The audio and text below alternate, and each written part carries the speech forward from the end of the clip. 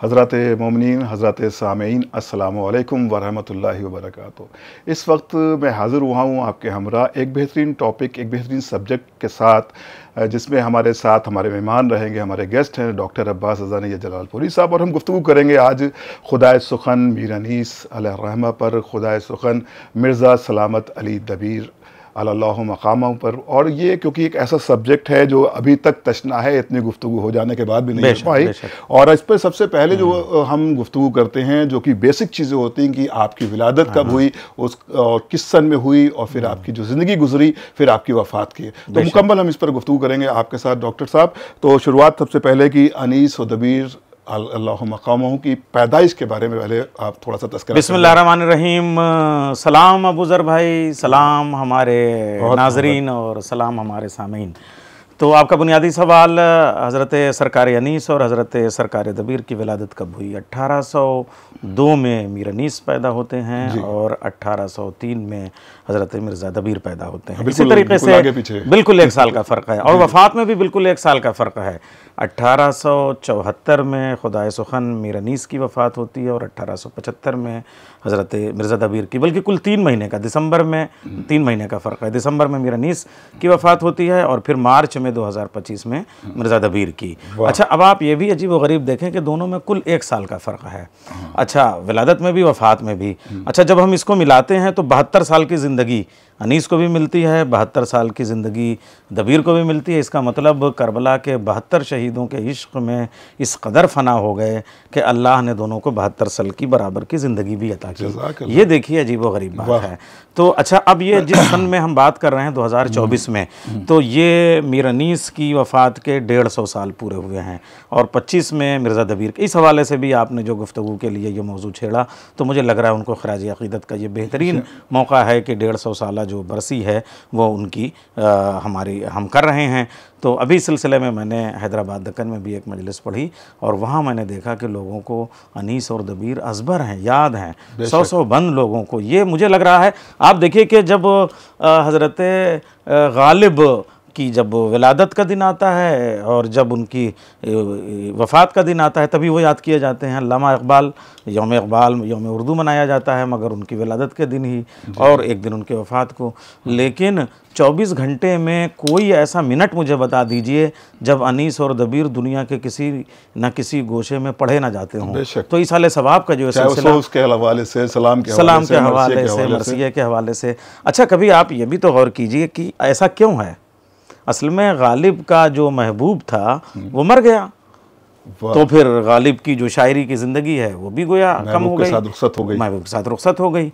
लेकिन जो इनका महबूब है, यानी वो जो सिब्ते रसूल, फ़र्जंद पैगंबर, जाने बतूल और ये समझ सुल्तान करबला, वो तो क़यामत तक उसकी ज़िंदगी है, तो फिर इनकी शायरी भी तब तक की ज़िंदगी रहेगी। अच्छा, अब जब आपने दूसरी बात पूछी कि दोनों की जो विलादतें हैं वो कहाँ हुई, तो हज़रत मीर अनीस जो हैं वो फैज़ाबाद में पैदा हुए। अच्छा, वो फैज़ाबाद जो है वो हमारे अवध का दारुसल्तनत रहा है, अवध वहीं से शुरू हुआ है। तो 1722 में जो है वो नवाब सादत अली ख़ां जो है वो अवध के पहले बादशाह होते हैं और वो फैज़ाबाद में होते हैं। दूसरे बादशाह सफदरजंग जो हैं वो 1754 में होते हैं, और तीसरी जो हैं वो हमारी जो अमतुज़ ज़हरा बेगम, जिन्हें हम बहू बेगम भी कहते हैं, वो जैसे ही शुजाउद्दौला से रिश्ते अज़दवाज में मुंसलिक होती हैं, वो वहाँ पे बहू बेगम की हैसियत से जो है वो दारुसल्तनत उनके हाथ में आ जाता है। और फिर इन दोनों के बेटे जो है वो नवाब आसफुद्दौला होते हैं। अच्छा, अब माँ वहाँ इक़्तिदार कर रही हैं तो बेटे को अलग इक़्तिदार देना था, तो फिर दारुल हुकूमत जो है वो तब्दील हो जाता है और हमारा लखनऊ जो है वहाँ से आबाद होता है। तो अवध जहाँ कोई वध ना हो और अयोध्या जहाँ कोई युद्ध ना हो, आप ये देखिए, तो एक ऐसे अमन और पुरसकून की जगह पे यह हमारे रज़मिये, यह हमारे मरसिये, यह हमारे शाहकार जो हैं वो तख्लीक़ पाते हैं। और वहाँ से फिरदौसी ने भी शाहनामा लिखा, लेकिन उस वक्त ईरान उजड़ रहा था और वो कसीदा लिख रहे थे, लेकिन यहाँ अवध बस रहा था और ये मरसिया लिख रहे थे। यानी खुशी पे गम हुसैन के इनकलाब का इतना बड़ा असर हुआ कि आज जो है वो अनीस और दबीर का जो रज़मिया है या बज़मिया है या मरसिया है या एपिक है या एलेजी है, वो दुनिया के अदब आलिया से आगे नज़र आती है। तो आसफुद्दौला का जो फैज़ाबाद है वहीं पे जो है वो चकबस भी पैदा होते हैं और वहीं पे जो है वो अनीस भी। और खुदा का शुक्र है अबूज़र भाई कि ये जो तालिब इल्म आपके सामने बैठा है वो गैर मुनक़सिम फैज़ाबाद के कस्बे जलालपुर में पैदा होता हूँ मैं।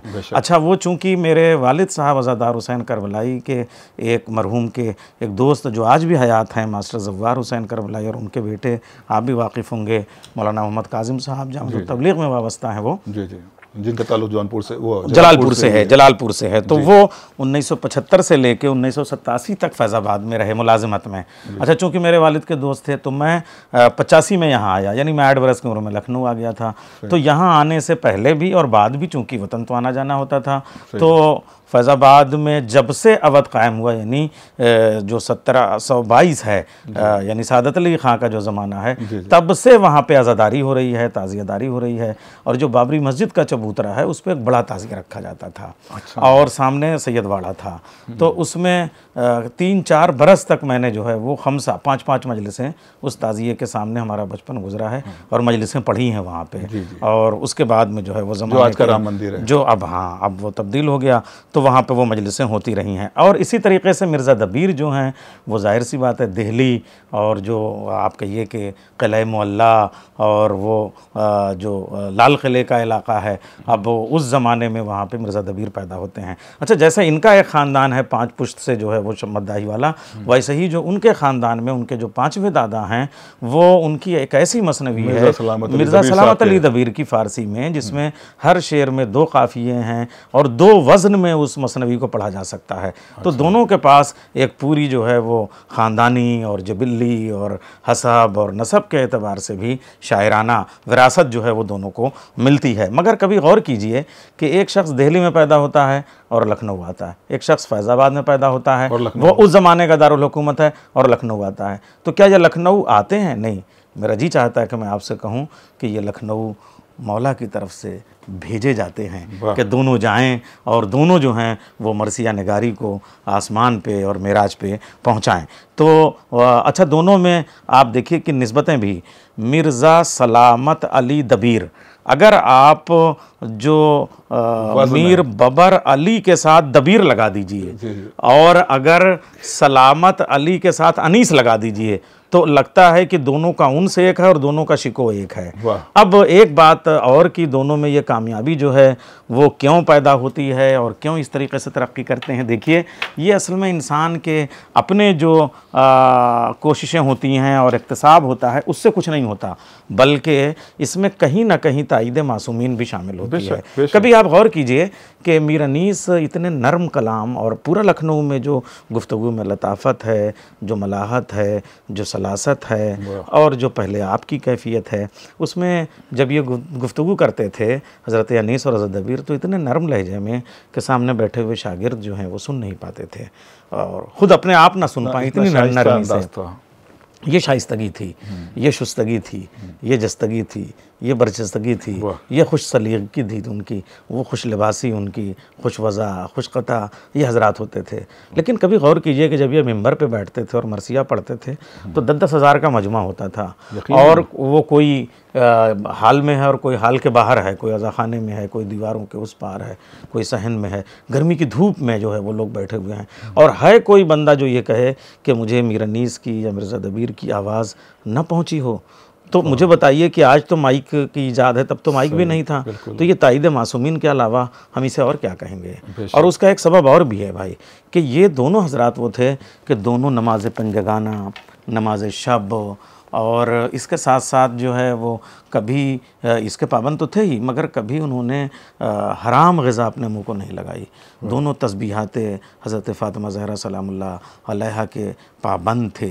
दोनों नमाज तहज्जुद पढ़ते थे और नमाज सुबह के बाद से मरसिया लिखना शुरू करते थे। और इसीलिए कभी आप गौर तो करें कि गज़ल कहने वाला गज़ल के ज़्यादा से ज़्यादा 5 शेर, 6 शेर, 7 शेर कह पाता है, और उसमें भी जिस वक्त वो हिजर के शेर कहता है वो विसाल वाले नहीं कह पाता, जिस वक्त वो महबूब वाला कहता है रकीब वाला नहीं कह पाता, जब रकीब वाला कहता है महबूब वाला नहीं कहता, जब जुल्फ़ों और चोटी और कंघी वाला शेर कहता है उस वक्त वो ज़िंदगी के मसले नहीं नज़म कर पाता, जब गुरबत पे शेर कहता है तो दौलत पे नहीं कह पाता।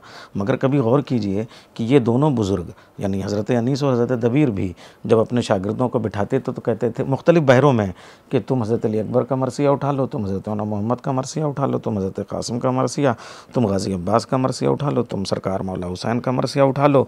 अच्छा हाँ, तुम्हारा वो चेहरा वाला बंद था और तुम्हारा वो आमद वाला बंद था, तुम्हारा वो रजज़ वाले बंद पे मैंने रोका था बैक वक्त, और कहते थे कि अब तुम वहाँ से लिखो, अब तुम वहाँ से लिखो, उसको कहाँ रोका है, उसको कहाँ से शुरू करना है, हज़रत अली अकबर वाला चेहरा कहाँ था, हज़रत मोहम्मद वाला चेहरा कहाँ है।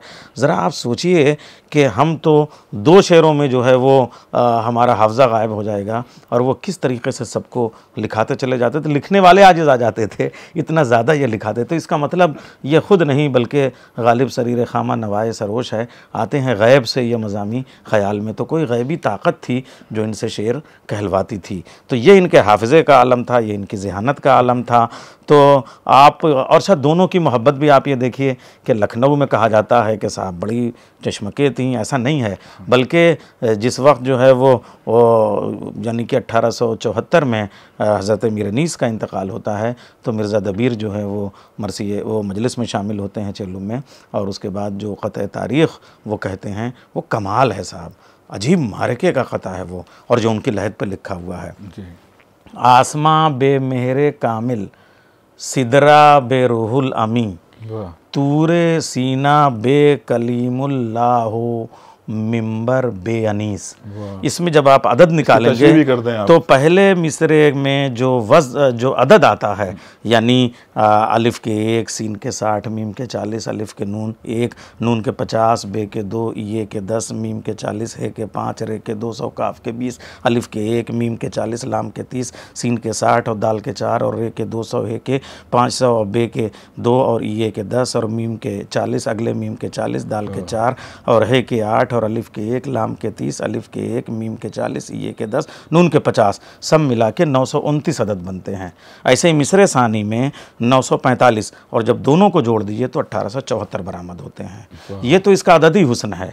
लेकिन आप ज़रा गौर कीजिए, वो कहते हैं आसमां बे मेहरे कामिल, ज़रा ख़याल आफरीनी और मज़मून आफरीनी तो देखिए कि इन दोनों मिसरों में कमाल की है। आप मुझे बताइए कि सूरज के बग़ैर आसमान आसमान रह सकता है?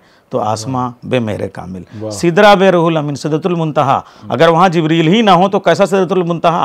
आप बताइए। तूर सीना बे कलीमुल्लाह, लाख तूर है, एक पहाड़ ही तो है अगर हज़रत मूसा वहाँ ना जाएं। तो जो बात यानी कि अगर मूसा ना हो तो तूर की जो हैसियत रह जाएगी, अगर सूरज ना हो तो आसमान की जो हैसियत रह जाएगी, अगर जिब्रील ना हो तो सिदरतुल मुंतहा की जो इंतहा जो सिदरा की जो हैसियत रह जाएगी। इसी तरीके से मरसिए का मिंबर भी मिंबर ही नहीं कहा जा सकता अगर उस पर अनीस ना हो। दबीर जैसा बड़ा शायर ये बात कहता है और उसके बाद में 3 महीने ज़िंदा रहे, एक मिसरा तक नहीं कहा, दोनों में इस कदर मोहब्बत थी। तो आप ये देखिए कि ये जो उनकी कैफियत है, और मुझे लग रहा है उर्दू ज़बान पर इन दोनों बुज़ुर्ग शायरों का जो एहसान है वो इतना बड़ा एहसान, इतने ज़्यादा अल्फाज किसी शायर ने, गालिब ने, इकबाल ने, मोमिन ने, ज़ौक़ ने, सौदा ने, किसी ने इतने ज़्यादा अल्फाज जो है वो उर्दू को नहीं दिया है और वो शिको नहीं दिया है जो इन दोनों ने। ज़रा सा देखिए आप, मुझे ऐसा लगता है कि एक और बात मैं अर्ज़ करूं कि अरबी और फ़ारसी भी बहुत बड़ी ज़बान है, लेकिन ख़ुद गम हुसैन की जो ज़िक्र की कैफ़ियत है, जो नौहे की कैफ़ियत है, जो खिताबत की कैफ़ियत है, ये ना अरबी में है ना फ़ारसी में है।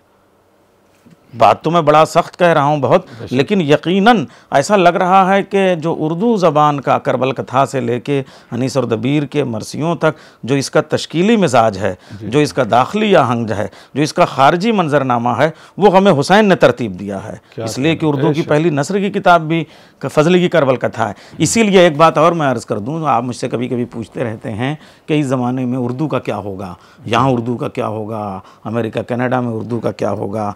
मैं एक बात अर्ज़ कर दूं कि जब तक गमे हुसैन है तब तक उर्दू का कोई कुछ बिगाड़ नहीं सकता। इसलिए कि उर्दू को इल्म से निकाला जा सकता है, फिल्म से निकाला जा सकता है, लेकिन आज़ादारी से कभी निकाला नहीं जा सकता।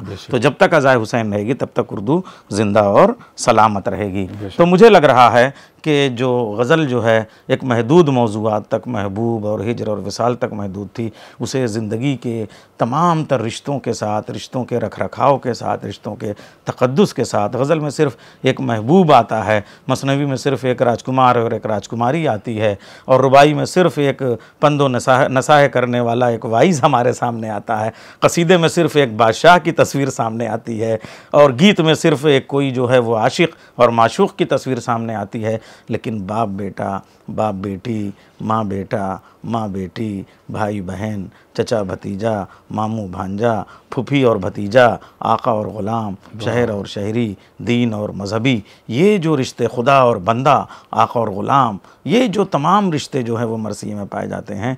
मुझे लग रहा है कि करबला का पूरी ज़िंदगी पे एहसान है और मरसिये का पूरी शायरी पे एहसान है। बहुत आपने बातें सामीन के दरमियान पेश की। लेकिन नैयर भाई, जैसा कि इससे कबल भी आपने बताया था कि छन्नूलाल दिलगीर पर जब हम लोग गुफ्तगू कर रहे थे कि उनके कलाम 1,18,000 तकरीबन आपने बताया था, तो इस सिलसिले में अगर ये सवाल किया जाए आपसे कि मिर्ज़ा सलामत अली दबीर और मिर्ज़ा मीर बाबर अली अनीस अलैहिर्रहमा के जो कलाम थे वो ग़ालिबन कितने होंगे? हाँ, तो मैं बिल्कुल आपके सामने अर्ज़ करता हूँ। देखिए, अभी मैं आपको वो तमाम जिल्दें भी दिखा देता हूँ, और जो अब तक यानी कि मुंशी नवल किशोर से लेके सालेह उनकी ग़ालिबन तादाद कितनी है आपके? मैं आपके सामने अर्ज़ करता हूँ। देखिए, 270 मरसिये मीर अनीस के मुख्तलिफ़ शक्लों में पाए जाते हैं। किसी ने 5 जिल्दों में छापा, किसी ने 6 जिल्दों में, किसी ने 3 जिल्दों में, किसी ने 2 जिल्दों में छपते रहे हैं। तो 270 मरसियों में जो है वो 17,000 बंद कम से कम हैं।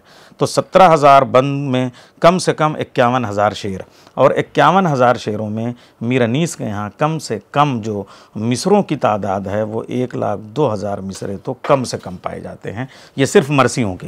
अच्छा। रुबाइयात उनकी लगभग 550 हैं, और इसी तरीके से उनके जो सलाम हैं वो कम से कम जो है वो 125 के आसपास होंगे। तो उनकी तादाद अलग है। तो मुझे लग रहा है कि 1,00,000 से ज़्यादा की तादाद जो है वो उनके मिसरों की होती है। अच्छा, मिर्ज़ा दबीर की आप ये सोचिए, छापने वाले छापते छापते थक गए। 20 जिल्दें तो हमारे जो है वो मुंशी नवल किशोर ने छापी, और उसके बाद हाथ जोड़ दिए कि अब मैं कितना छाप पाऊँगा। और उसके बाद जो है वो, हालांकि उसमें 44 मिसरे मरसिया ऐसे हैं कि जिनमें मतले जो हैं वो अलग अलग हैं और मख्ता एक ही है। असल में पढ़ने वाले जब निकालते हैं तो मतला दूसरा कह लेते हैं, और तो कुछ हो सकता है तकरार भी हो गई हो, लेकिन आप उनको जब देख लें 3 गुना कलाम तो ही हैं। तो इस तरीके से 3 लाख मिसरे जो हैं वो हज़रत मिर्ज़ा सलामत अली दबीर के बनते हैं। अगर हम तकरारी मरसिये के बंद को कुछ कम भी कर दें, चलिए 44 मरसिये भी हम कर दें, तब भी हज़रत मुहज़्ज़ब लखनवी ने अपने मरसिये में एक मिसरा अजीब व गरीब कहा कि 20 जिल्दों के सवा घर में अभी है मौजूद। तो अभी कितने कलाम गैर मदुआ निकल आते हैं कि साहब ये मीर अनीस का वो मरसिया है जो अभी तक नहीं छपा, ये मिर्ज़ा दबीर का वो मरसिया है जो अभी तक नहीं छपा। मैं तो चाहूँगा कि आपसे भी गुजारिश करूँ, या आपके मरासिम इतने हैं कि हम लोग जो हैं वो किताबी शक्ल में तो काम कर रहे हैं, वो मैं आपके सामने अभी तस्वीरें उनकी पेश करता हूँ। उन किताबों की मेरे पास दफ्तर मातम की भी जिल्दें हैं, सालेह आबिद हुसैन की भी जिल्दें हैं। अभी तिमसाल मसूद ने 3 जिल्दों में 111 मरसिये पाकिस्तान से छपवाए, वो भी मेरे पास हैं, और जो उनके ऊपर काम हुए हैं वो भी मेरे पास हैं।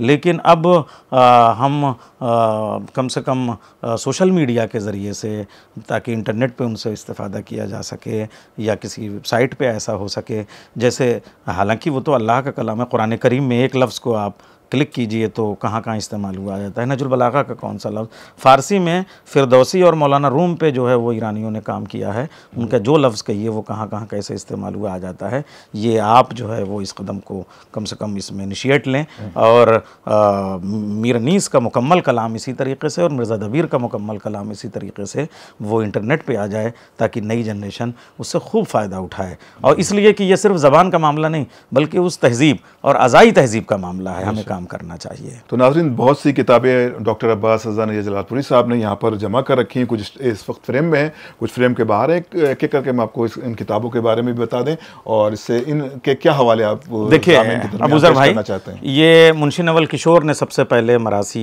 अनीस की जो 5 जिल्दें हैं वो शाया की थी, और ये मुझे लग रहा है जिल्द 4 हैं। तो हमारे पास ये सारे ज़ख़ीरे मौजूद हैं। तो ये सबसे पहली इशाअत है। चूँकि नवल किशोर उस वक्त जो है वो सबसे बड़े जो है वो मतबा उनका था और सबसे बड़े छापने वाले थे। अच्छा, उसके बाद में जो है वो 3 जिल्दों में सालेह आबिद हुसैन ने ये मीर अनीस के जो हैं मरसिए मुरतब किए और तरक्की उर्दू ब्यूरो नई दिल्ली से शाये हुए थे। और ये 3 जिल्दें हैं। पहले ये 2 जिल्दों में और उसके बाद में जो है वो तीसरी गैर मतबूआ।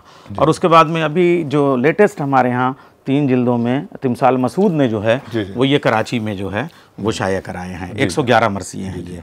तो ये हमारे सामने ये 3 जिल्दों में है। हाँ। ऐसे ये जो रखी हुई हैं, ये मैंने एक में 2-2 3-3 भी जो है वो बाइंडिंग करा ली है। ये जो है वो मिर्ज़ा सलामत अली दबीर की जो दफ्तर मातम है मुंशी नवल किशोर, और ये काफ़ी पुरानी किताबें भी लग रही हैं। पुरानी किताबें हैं वो ये है। और ये भी देखिए इत्तेफाक से ये जो है वो यानी कि 9 बंद जो हैं वो 20 जिल्दों में, आप ये सोचिए 14 जिल्दें मरसियों की, उसके बाद और सब हैं। तो ये चौथी जिल्द है और उसके बाद में बीच में भी ये और जिल्दें होंगी इनकी। यानी इसी में हमने जो है दफ्तर मातम की ये जिल्द 5 देखिए हो गई। ये हमने इसमें कई जिल्दें जो है वो शाया कर, जिल्द शशुम ये है, तो 3 जिल्दें ये हैं, है ना। तो ये मिर्ज़ा दबीर की जो है वो दफ्तर मातम है, ये सबसे पहले शाया हुई। और उसके बाद में जो है वो हमारे बहुत से लोगों ने फ़रहंगे भी शाया करना शुरू की हैं। यानी कि ये सयादत साहब ने अमरोहे से, ये हमारे दोस्त जो हैं वो मरासी दबीर, हाँ, ये कनाडा में जो हैं वो असगर मेहदी अशर हैं, उन्होंने फ़रहंगे अनीस और फ़रहंगे दबीर दोनों शाया की है। अच्छा, वो एक जो मुआज़ना है अनीस व दबीर जिससे पूरी जो बहस जो है वो कायम होती है, वो यानी कि ये पहली इशाअत है। ये हमारी जो है वो 1907 में जो है पहली बार मुआज़ना छपा था। और ये उसका पहला एडिशन हमारे सामने है। तो ये हमारा पूरा सिलसिला कायम है। इसके मौलिफ जो हैं शिबली नोमानी साहब हैं। और उसके बाद में जो अलमीज़ान लिखी गई वो भी हमारे पास यहाँ मौजूद है। तो उसके बाद जो जवाबुल जवाब किताबों का सिलसिला है वो भी हमने जो हैं वो जमा कर रखी हैं। तो ये जो उसका पूरा सिलसिला है वो हमारे दरमियान है। अगर कोई तालिब इल्म पढ़ना चाहे तो ये मैंने इसीलिए बताया कि वो तालिब इल्म आते रहते हैं और तालिब इल्मों की फरमाइश पे आपने ये काम किया है, वो इससे इस्तेफादा कर सकते हैं। ये देखिए जो मुआज़ने का जवाब में सबसे पहले अलमीज़ान किताब लिखी गई थी, ये वो है हमारे पास। और ये जो है वो काम आती रहेगी, इसलिए कि इसकी अहमियत हमेशा से रही है। अच्छा, अब मैं अर्ज़ करूँगा आपसे कि मीर अनीस की सवानह पे सबसे मोतबर काम नैयर मसूद साहब का है, जो हमारे दरमियान ये मौजूद है। और इसी तरीके से अब तक का जो सबसे अहम मेरी निगाह में काम है वो ज़मा ज़ुर्दा साहब का, ये जो है वो हमारा जो है वो मिर्ज़ा सलामत अली दबीर पे काम है।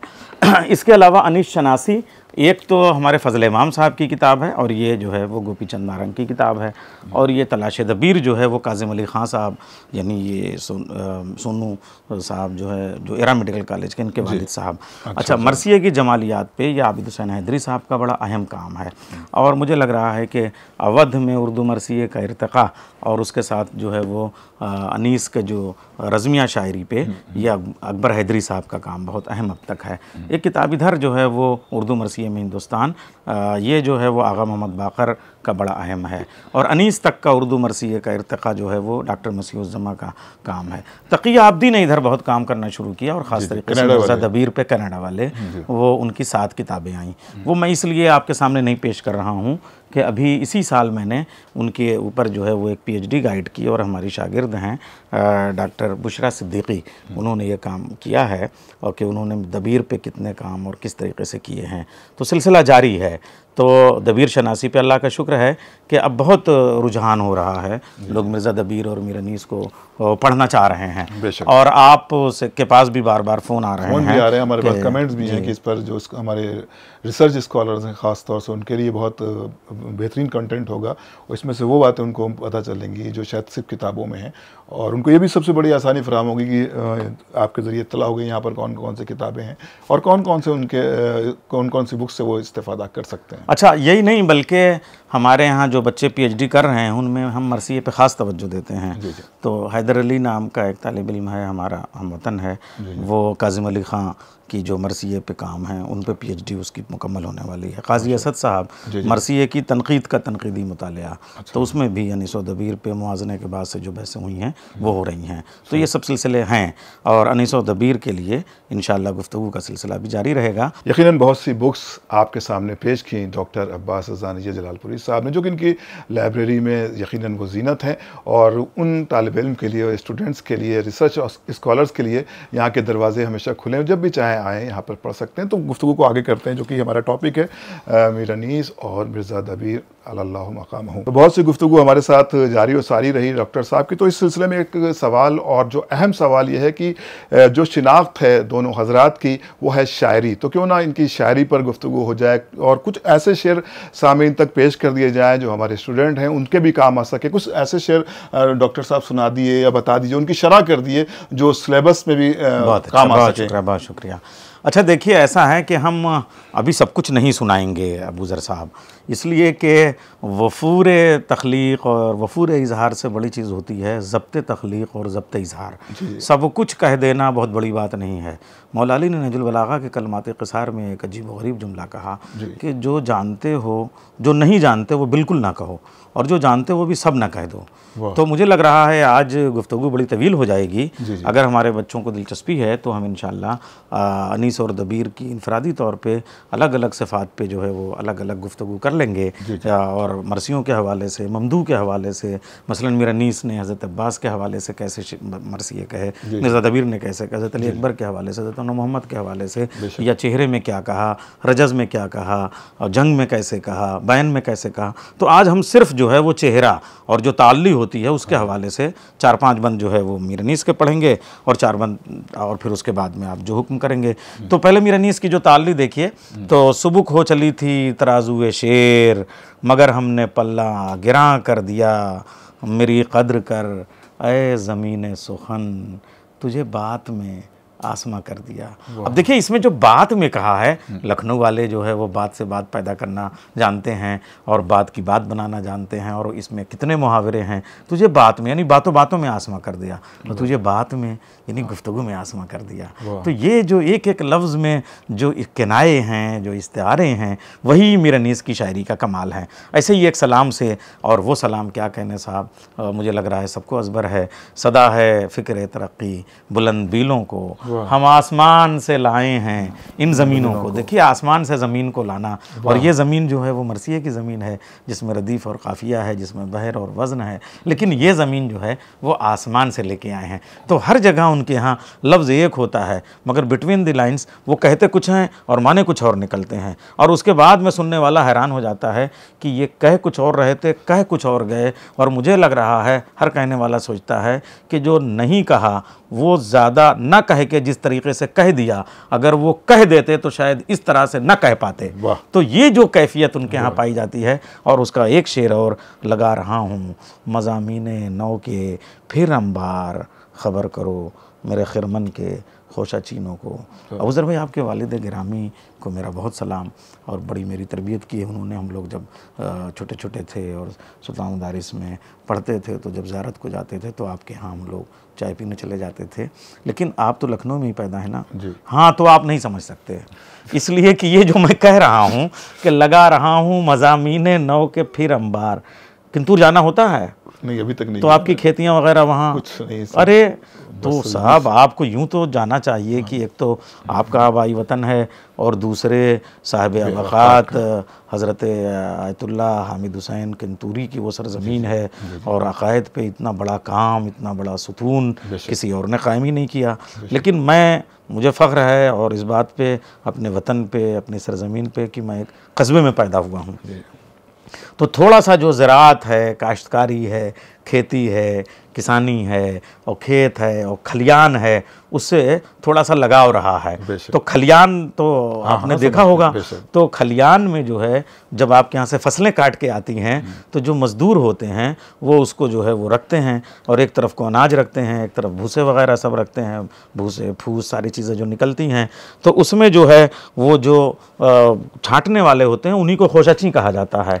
और उसके बाद में अच्छा खासा यानी से वहाँ यहाँ से वहाँ तक खलियान है और उसके बाद भर जाता है, तो वो साहब कुंटलों में जो है वो अनाज बच जाते हैं। तो कहते हैं अब ये मालिक क्या रखे, ये तो जो हमारे यहाँ इतने दिनों से काम कर रहे हैं वो ले जाएं। तो वो कह रहे हैं लगा रहा हूँ मज़ामीने नौ के फिर अंबार, खबर करो मेरे खिरमन के खोशा चीनों को। तो ये जो थोड़ा मोड़ा मुझसे ख्याल व्याल लोग लेने वाले हैं ये सब ले जाएं, इसलिए कि मेरी फसल अगली तैयार हो जाती है।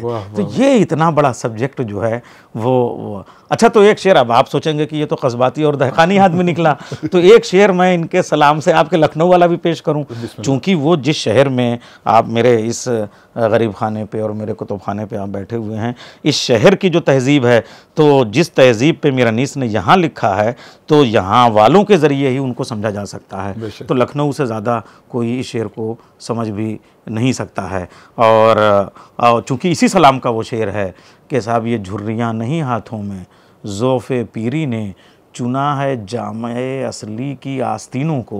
तो कभी जब आप चौक से निकलिए या लखनऊ के लोग जब महफिलों में बैठते हैं तो सफ़ेद सफ़ेद कुर्ते पे जो कलफ लगा के उसको चुनते हैं, तो वो कह रहे हैं कि जो झुर्रियाँ पड़ी हुई हैं वो जामे असली की आस्तीनों को जो है वो ज़िंदगी ने चुना है। तो ये कैफियत मीरानीस की मुझे लग रहा है कि लखनऊ जो दबिस्तान लखनऊ है जिसको हम कहते हैं, वो अनीस के बग़ैर और दबीर के बग़ैर जो है वो उसे नहीं समझा जा सकता है। तो उसमें जो चेहरा होता है, जो चेहरा वो गोया दरवाज़ा होता है मरसिए का। जैसे एक दरवाज़ा खुला तो वो दरवाज़ा बता देता है कि ये शहर की तरफ खुलेगा या जंगल की तरफ हम जा रहे हैं, ये चमन की तरफ जा रहा है या किसी कबाड़िए की तरफ जा रहा है, ये ज़मीन की तरफ जा रहा है या आसमान की तरफ जा रहा है, ये जो बाग का दरवाज़ा खुल रहा है ये करबला में खुल रहा है या जन्नत में खुल रहा है या नजफ़ में खुल रहा है या काज़माइन में खुल रहा है। तो वो जो चेहरा होता है, तो अनीस ने अपने चेहरों पर जो है वो बहुत ख़ास तवज्जो दी है, और उस चेहरे में उन्होंने सिर्फ मंज़र नहीं बल्कि इमेजरी से काम लिया है। सिर्फ कैनवस नहीं, उनके यहाँ ड्राई तस्वीरें नहीं है, स्टिल फोटो नहीं है, बल्कि वो मूवी बनाते हैं। और उस मूवी में जो इमेजरी होती है, मैं आपसे अर्ज करूं कि मैंने शाहनामा को भी पढ़ा है, फिरदौसी का, मैंने कहानी को पढ़ा है, मैंने मनुचेहरी को पढ़ा है, मैंने फिरदौसी को पढ़ा है, और यही नहीं बल्कि आपके यहाँ शेक्सपियर को पढ़ा है, गोएटे को पढ़ा है मैंने। सबके यहाँ ज़्यादा से ज़्यादा सिंबल्स मिलते हैं, लेकिन इनके यहाँ सिंबल नहीं मिलता।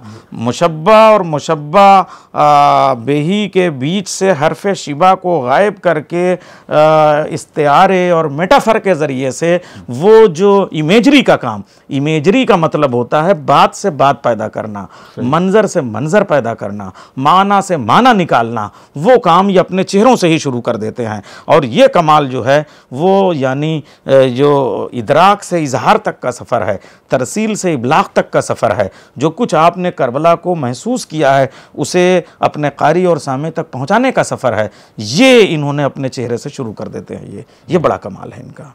डॉक्टर साहब, मैं चाहता हूँ रुबाई और सलाम के बाद कुछ मरसिए के बंद जो कि शिनाख्त रही है अनीस साहब की, उस पर भी थोड़ा रोशनी। हाँ, तो मैं एक मरसिए के जो मतला है चेहरे का और एक बंद और उसका जो एक आध बंद पेश करूँगा, तो करता हूँ यहाँ पे, ताकि जो मीरानीस और जो निसाब में शामिल हैं ये मरसिए और मीरानीस की जो ताल्ली है जिस पर मीरानीस ने अपना पूरा फ़ख्र जो है वो उसमें नज़म किया है।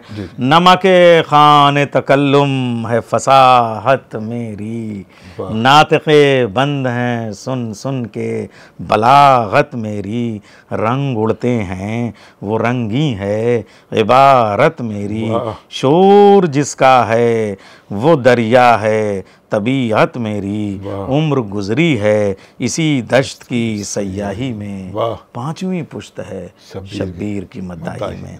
अब आप देखिए ऊपर के 4 मिसरों में एक बिल्कुल अलग की तरह की ताल ली है और बैत के 2 मिसरों में बिल्कुल अलग तरह की ताल ली है। और आप देखिए दोनों के रंगों को किनाए के ज़रिए से कैसे हम रंग बल्कि हम आहंग कर दिया है, ये मीरानीस का कमाल है। पहला मिसरा, नमके खाने तकल्लुम फसाहत मेरी। देखिए, दस्तरखान चाहे जितना लजीज हो, चाहे जितना अहम हो, चाहे जितना शाही हो, चाहे जितना कीमती हो, अगर उसमें ज़रा सा नमक ज़्यादा हो गया या नमक कम हो गया तो सारा मज़ा हाथ से चला जाएगा। और अगर नमक ही ना हो तो दस्तरखान का होना बेकार है। तो वो कहते हैं नमके खाने तकल्लुम में फसाहत मेरी। जिस तरह दस्तरखान के लिए नमक ज़रूरी है, उसी तरीके से अदब के लिए, शायरी के लिए, फसाहत के लिए मेरा होना ज़रूरी है। अगर मैं नहीं हूँगा तो कोई लज्जत उसमें नहीं पैदा होती। तो इतनी ज़रा सी बात है नमक की, मगर उसमें इतनी अजीम जमालियाती माने पिरो देना, ये मीर अनीस का कलाम है। लोग कहते हैं कि वो गुलू से काम लेते हैं। गुलू और मुबालगा कोई बुरी चीज़ थोड़ी है। एक वाक़े को बड़ा बना के पेश करने का ये सलीका है। और ये हम कोई हिस्ट्री थोड़ी पढ़ा रहे हैं, वरना हम तारीख़ की किताब पढ़ें, हम मरसिया पढ़ रहे हैं ना। तो अगर उसमें हिस्टोरिकल फैक्ट के साथ पोइटिकल फैक्ट अगर फैक्ट आ जाते हैं, उसमें जो पोइट्री की जो सच्चाइयाँ हैं वो आनी चाहिए ना। अब उसके बाद कहते हैं नातिक़े बंद हैं सुन सुन के बलागत मेरी। नातिक़ा बंद हो गया लोगों का, यानी बोलती बंद हो गई। नातिक़ा कहते किसको हैं?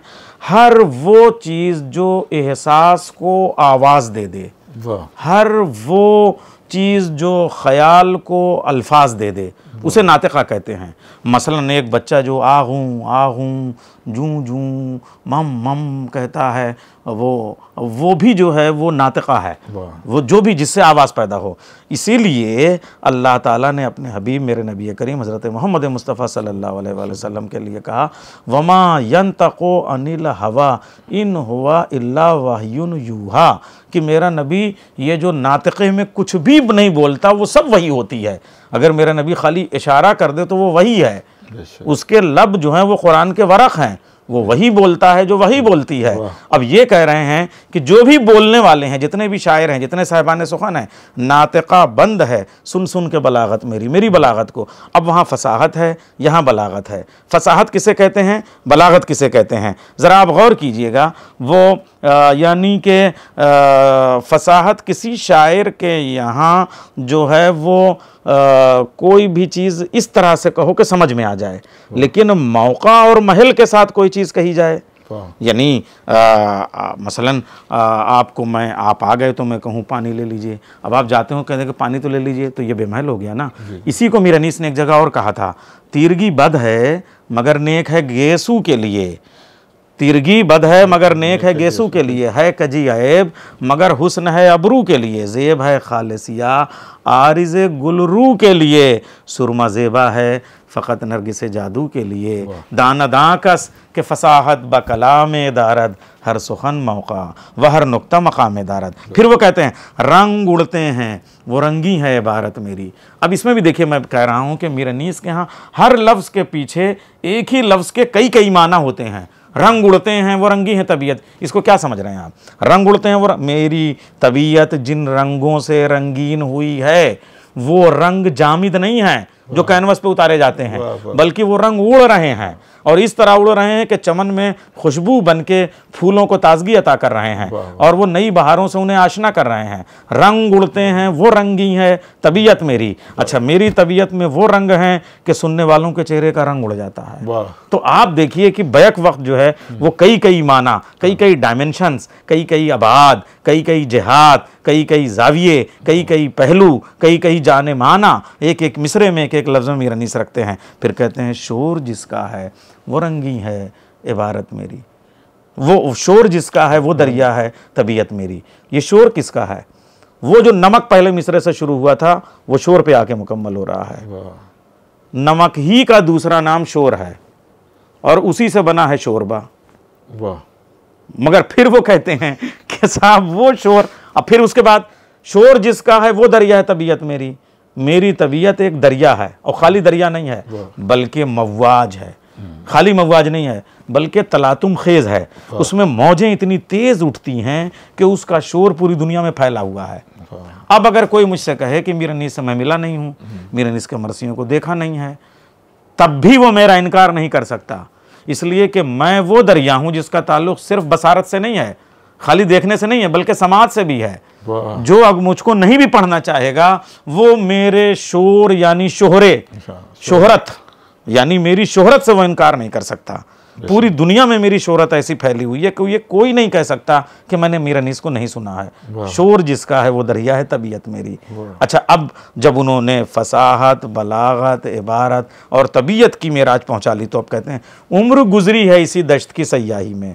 ये चारों चीज़ें मुझे यूं ही नहीं आई हैं, बल्कि इसी दश्त की सयाही में मैंने अपनी पूरी ज़िंदगी, पूरी उम्र सर्फ की है। अच्छा, खाली अपनी पूरी उम्र नहीं, 5वीं पुश्त है शब्बीर की मद्दाही हमारे बुजुर्ग भी इसी में, यानी ये 5 नस्लों की सयाही के बाद ये काम आया है। अच्छा, अब एक चीज, सयाही आप करेंगे ना तो आपका जिस्म करेगा, मगर ये रूहानी सयाही भी है, इसलिए कि 4 उनके दादा और इसके पीछे आ रहे हैं। तो ये पूरा जिबिल्लत है, ये पूरा हसब है, ये पूरा नसब है जिसको वो कह रहे हैं उम्र गुजरी है। अब ये 4 कौन हैं? इनके वालिद खुदाए सुखन मीर बाबर अली अनीस के वालिद जो हैं वो मीर खलीक हैं, मीर खलीक के वालिद मीर हसन हैं, मीर हसन के वालिद मीर ज़ाहिक हैं, मीर ज़ाहिक के वालिद मीर इमामी हैं।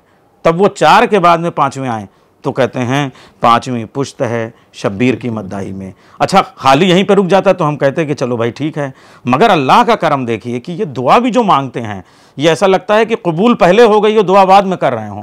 इसलिए कि फिर उनके बेटे दूल्हा साहब अरूज या मीर नफीस, वो मीर नफीस और सलीस, और उसके बाद में उनके बेटे दूल्हा साहब अरूज। अब्दुल्ला साहब अरूज कहते हैं शेर एग्जाम से हो जाऊं मेरा तौर नहीं, 7 पुश्तों का शराबी हूँ कोई और नहीं। तो वो सिलसिला जो है वो हनूस जारी है। तो ये इनके यहाँ जो कमाल है वो अजीब व गरीब है। हाँ, तो इसी का एक दूसरा बंद जो है वो मैं आपके सामने पेश करता हूँ। एक कतरे को जो दूँ बस्त तो कुलजुम कर दूँ, बहरे मव्वाजे फसाहत का तला तुम कर दूँ, माह को मेहर करूँ ज़र्रे को अंजुम कर दूँ, गुंग को माहिरे अंदाज़े तकल्लुम कर दूँ, दर्द सर होता है बेरंग न फरियाद करें, बुलबुलें मुझसे गुलिस्तां का सबक याद करें।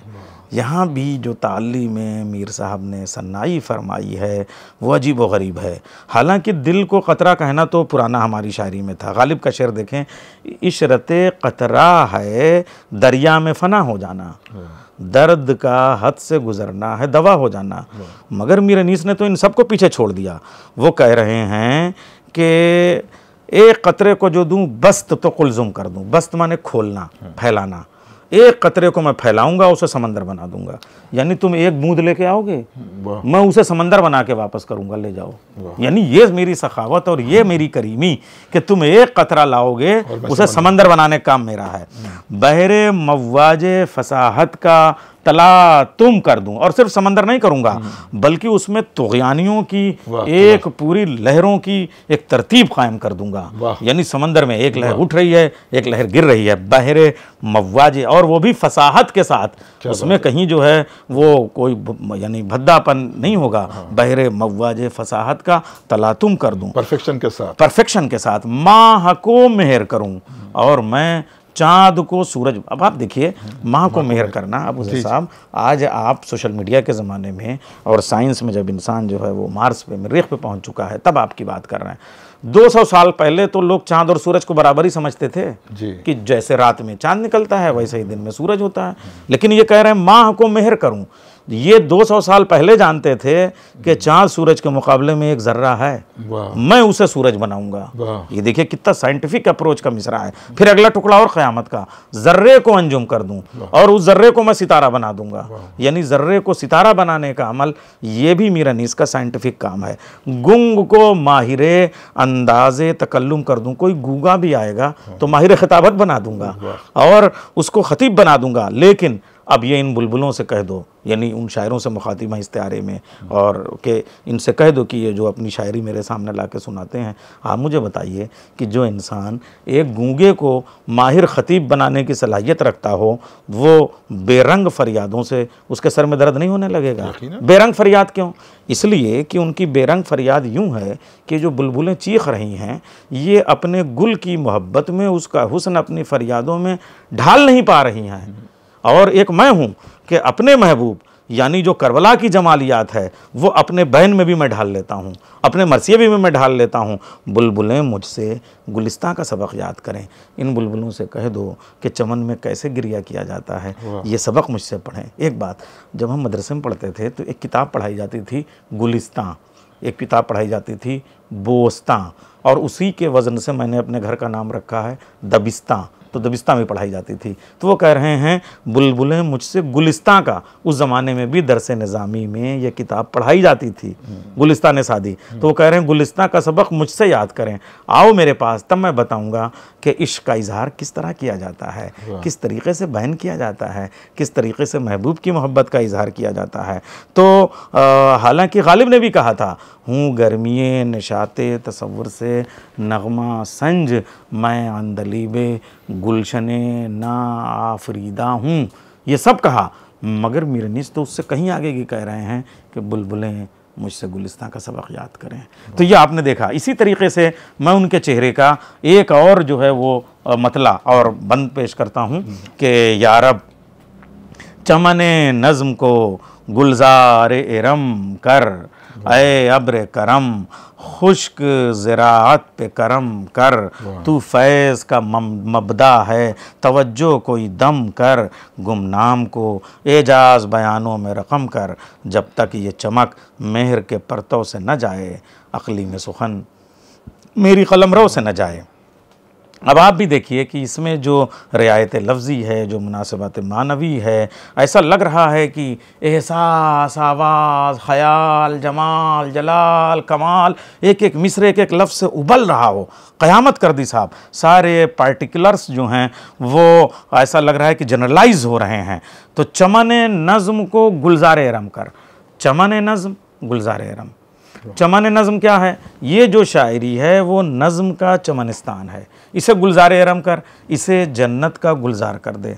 एक बड़े नक़ाद ने मीरनीस पे ये एतराज़ किया कि ये जो गुलजार इरम है ये तो शद्दाद की जन्नत थी, लेकिन उसे समझना चाहिए कि मीरनीस वो हैं जो कंट्राडिक्शन से यानी कि तज़ाद से, यानी कि जो फ़लसफ़ा जदलियात है, यानी रात के अंधेरे से सुबह निकालने का हुनर जानते हैं। वो कह रहे हैं कि ए पालने वाले, तू खालिक़ जन्नत है, तेरी जन्नत की दुश्मनी में शद्दाद ने एक जन्नत बनाई थी और उसे भी बनाने का तूने मौका दे दिया।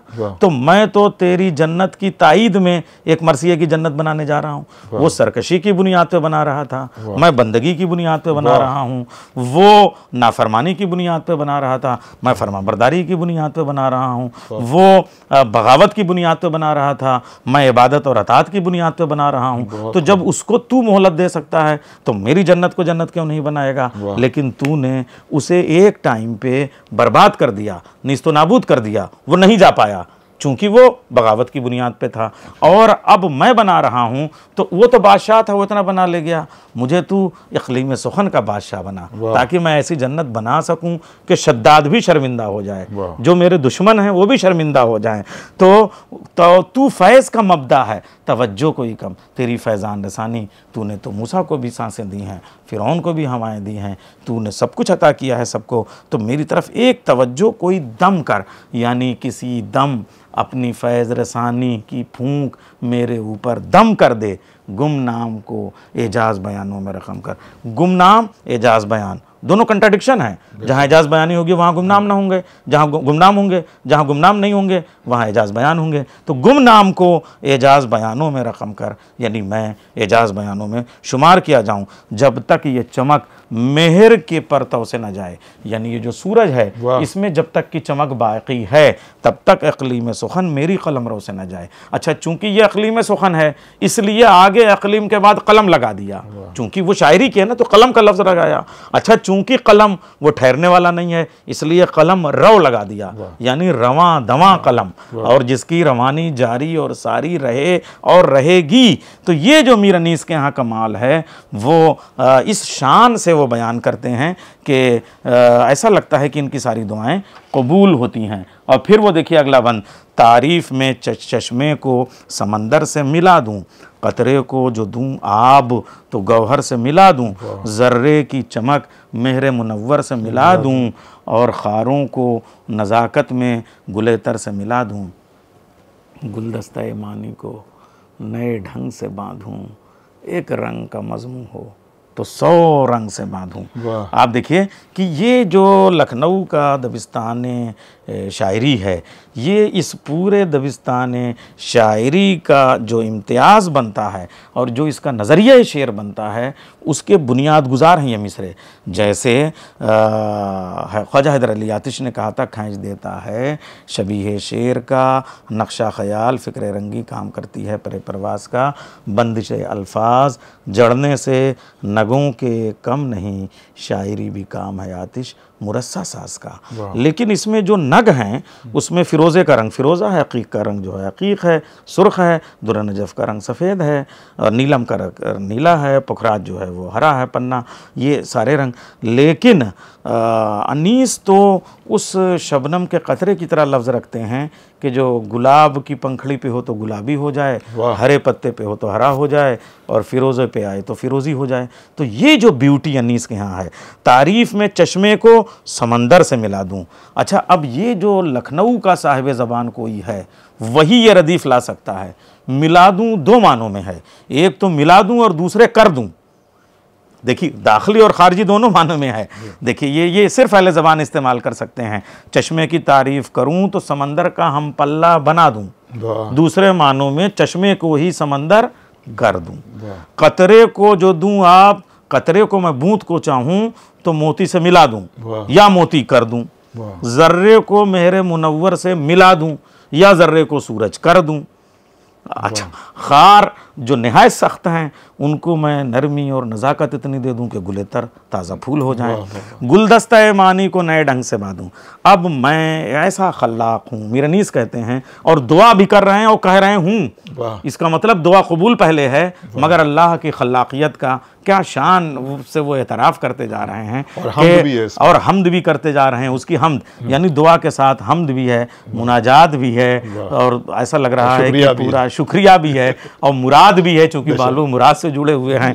ऐसा लग रहा है मुराद आई हुई है। गुलदस्ता मानी को नए ढंग से बांधूं, यानी फूलों को बांधना भी दो माने में है, एक तो पिरोना और दूसरे नज्म की तरह ऐसे पैवस्त कर देना। तो एक तो फूलों को पिरो दूं नए ढंग से, एक फूल का मजमू हो तो 100 रंग से बांधूं, यानी कि उन फूलों को नई खुशबुओं से सरशार कर दूं और उनको नई बहारों से आशना कर दूं, है ना। ये मीर अनीस का कमाल है। तो आप देखिए कि जिस ज़माने में खारादर और पाराचनार में जो है वो कत्लेआम हो रहा है और फ़िलिस्तीन में खून के आंसू रो रहे हैं, इंसानियत पे जुल्म हो रहा है। पहले भी जुल्म होते थे, मगर अमन को अमन कहा जाता था, जुल्म को जुल्म कहा जाता है। आज अमन के नाम पे जुल्म हो रहा है और इत्तेहाद के नाम पे फसाद हो रहा है, दहशतगर्दी हो रही है। ऐसे में मीर अनीस का सिर्फ ये एक बंद अखलाकियात, इंसानी अखलाकियात और मोरालिटी के लिए पूरी दुनिया में मुझे लग रहा है इसको पेश करना चाहिए। और पूरी दुनिया की शायरी में, यानी कि गोयटे के यहाँ भी, शेक्सपियर के यहाँ भी, मिल्टन के भी मैंने देखा, अगर ऐसा एक बंद मिले तो मैं मान जाऊंगा और उनके हाथ पे बैत कर लूंगा। वरना आपको मानना चाहिए कि उर्दू में मरसिये की जो शायरी हुई है वो अदब आलिया में भी अनीस और दबीर के बराबर की शायरी नहीं हुई है। सुनिए आप वो बंद, और इसी मरसिये में वो मौजूद है। लड़ते थे मगर गैस से रहमत थी ज़्यादा, शफ़क़त भी न कम थी जो शजाअत थी ज़्यादा, बेटों से ग़ुलामों की मोहब्बत थी ज़्यादा, नाना की तरह खातिर उम्मत थी ज़्यादा। दुनिया कहती है कि जंग में एवरीथिंग इज़ राइट, जितना मारना हो मार लो, जब जंग हो गई तब क्या। लेकिन इमाम हुसैन चूँकि इमाम हैं, फ़र्जंद रसूल हैं, जानशीन रसूल हैं, मौला अली के बेटे हैं, इसलिए एक एक जान पे उनको कितना क़लक़ है। और कब, जब 71 लाशें वो उठा चुके हैं, पूरा घर उजड़ चुका है, ऐसे में वो कहते हैं नाना की तरह खातिर उम्मत थी ज़्यादा, तलवार न मारी जिसे मुंह मोड़ते देखा। बल्कि अक्सर तो कह दिया कि ये बीमार नजर आ रहा है, इसको इसके खेमे में ले जाओ, इसका ट्रीटमेंट इलाज कराओ, इसको कहाँ करबला में लेके आए हो। ये इमाम हुसैन का किरदार था। तलवार न मारी जिसे मुंह मोड़ते देखा, आंसू भी निकल आए जो दम तोड़ते देखा। एक इंसान की मौत पे इस कदर क़लक़, वो जो इंसान की शक्ल में आया, हालांकि उनसे बड़ा हैवान कोई नहीं था, वो सारे जो थे वहाँ तो करबला का यही अजीब व गरीब बात है कि हैवान इंसान हो गए थे, उनमें रहम आ गया था। बस हज़रत अब्बास का रहवार जो है वो नहर फ़ुरात से मुँह मोड़ लेता है कि साहब मैं पानी नहीं पीऊँगा, और इंसान हैवान हो गए थे। मगर उनकी भी मौत पे इमाम हुसैन जो है वो किस तरीके से ये कहते हैं। अच्छा, ऐसे ही जो है वो एक और देखिए जो उनके जो चेहरे होते हैं तो कुछ तो ताल्ली और दुआ से, और ऐसा लगता है कि दुआया ताल्ली या ताल्ली में दुआ किस तरीके से पेश करते हैं, और कुछ मनाजिर फ़ितरत से, मसलन मदीने से निकल रहे हैं तो वैसे मनाजिर, या जब करबला पहुँच रहे हैं वैसे मनाजिर। तो ऐसे ही उनका जो मशहूर और मारकतुल आरा मरसिया है हज़रत अब्बास का पैकर, और उस पर मेरे मकाले चूँकि शाया हो चुके हैं तो तफसीली बात नहीं करूँगा, मगर एक बंद मैं पेश करूँगा और उस बंद का अपना एक वाक़या पेश करूँगा आपके सामने, मेरा अपना ज़ाती वाक़या, और वो है उतरा ये कह के कश्ती उम्मत का ना खुदा, जितने सवार थे वो हुए सब प्यादा पा। हज़रत ने मुस्कुरा के ये हर एक से कहा, देखो तो क्या तराई है, क्या नहर, क्या फ़िज़ा। अकबर शगुफ्ता रूह हुए सहरा को देखकर, अब्बास झूमने लगे दरिया को देखकर।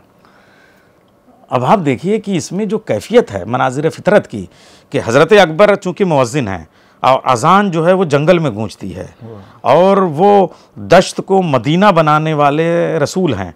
वो जंगल था, उस सहरा था, उसको मदीना, यसरब से मदीना बनाया रसूल ने, और ये हम शक्ल रसूल हैं। अब ये जो है मुअज़्ज़िन यहाँ अज़ान दे के इसे जन्नत बनाएंगे, तो अकबर शगुफ्ता रूह हुए, खिल गए सहरा को देखकर, अब्बास झूमने लगे दरिया को देखकर। ये जो कैफियत हज़रत अब्बास की है, ये जब आप लंदन में हैरो से उतरिए तो हीथ्रो से उतरिए तो हैरो होते हुए जब आप स्कॉटलैंड और आयरलैंड की तरफ बढ़ते हैं तो हमारे एक करम फरमा हैं डॉक्टर नैयर रज़ा साहब, लाहौर के हैं, वो बोल्टन में रहते हैं और मैनचेस्टर से भी उनका ताल्लुक़ है। तो हमें एक बार दावत दी गई और हम गए वर्ड्सवर्थ के घर पे, और हमारी गुफ्तगू हुई। वो हमारे मुतरजम थे नैयर रज़ा साहब। तो वहाँ पे जो मैं गुफ्तगू करने लगा पोडियम पे, तो हमने जब ये बंद पढ़ा और कहाँ जहाँ डेफोडिल उसने लिखी, और सामने वो झील, वो लेक जहाँ पे वो कह रहा है कि नरजिस के फूलों की कतार लगी हुई है और आसमान रिमझिम कर रहा है, वो जो फ़िज़ाएँ बनाता है, वहाँ जब मैंने ये बंद पढ़ा और उसका तर्जुमा उन्होंने किया तो सब ने कहा अगर उर्दू में ये शायरी है तो उर्दू से बड़ी ज़बान कोई और नहीं हो सकती। ये जो वर्ड्सवर्थ के घर का पूरा अमला था, पूरा स्टाफ था, उसने ये बात बैक ज़बान कही। तो इसका मतलब हमारी ये शायरी अनीस ने वहाँ तक पहुँचाई कि इसे हम अदब आलिया के मुकाबले में दुनिया की किसी भी ज़बान के बड़े से बड़े अदब के बराबर में फ़ख्र के साथ रख सकते हैं। बहुत खूब नैयर भाई, आपने अनीस साहब पर बेहतरीन उनके अशार पर शरह की, और इसी तरह से मैं चाहता हूँ क्योंकि एक मुसलसल सिलसिला है अनीस और दबीर पर गुफ्तगू का, तो मैं चाहता हूँ कि मिर्ज़ा दबीर के हवाले से भी कुछ अशार आप। बहुत शुक्रिया अबूज़र भाई, मैं 3-4 बंद ज़रूर पेश करता हूँ, लेकिन चूँकि काफ़ी वक्त हो चुका है और हम जो है वो आज सिर्फ इब्तदाई मरहले में ही हैं, तो थोड़ा सा राह पर उनको लगा लाए तो हैं बातों में, और खुल जाएंगे 2-4 मुलाकातों में इंशाल्लाह। फिर हम जो है वो मीर अनीस का पूरा चेहरा, मिर्ज़ा दबीर का पूरा चेहरा, आमद है और उसके बाद में रुखसत है, और फिर जो है वो रजस दोनों के यहाँ कैसे है अलग अलग, और हाँ फिर जंग कैसे है और शहादत कैसे है, और एक एक किरदार के हवाले से, और उसके बाद उनमें और भी जो खूबियाँ हैं, उनमें जो ड्रामाई अनासिर हैं और उनमें जो रंगों का इस्तेमाल है, इन हवालों से किताबें भी आ चुकी हैं, मगर उनको हम आपकी गुफ्तगू में लाएंगे। चेहरे के हवाले से एक मरसिया देखिए मिर्ज़ा दबीर का और मतला सुनिए।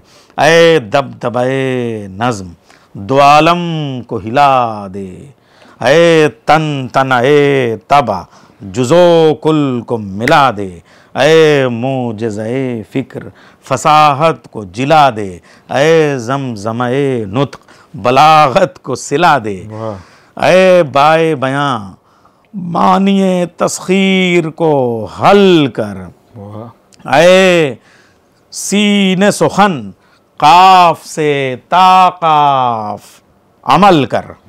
अब आप देखिए कि यहाँ पे सनतें इतनी ज़्यादा, मुझे लग रहा है सनतें जितनी ज़्यादा मिर्ज़ा दबीर ने इस्तेमाल की हैं उतनी खुद अनीस ने भी नहीं इस्तेमाल की हैं। अब देखिए इनका एक, वही मैंने कहा कि दिमाग है ये हमारे, तो अब दिमाग में तो हर चीज़ ऐसी नज़र आती है।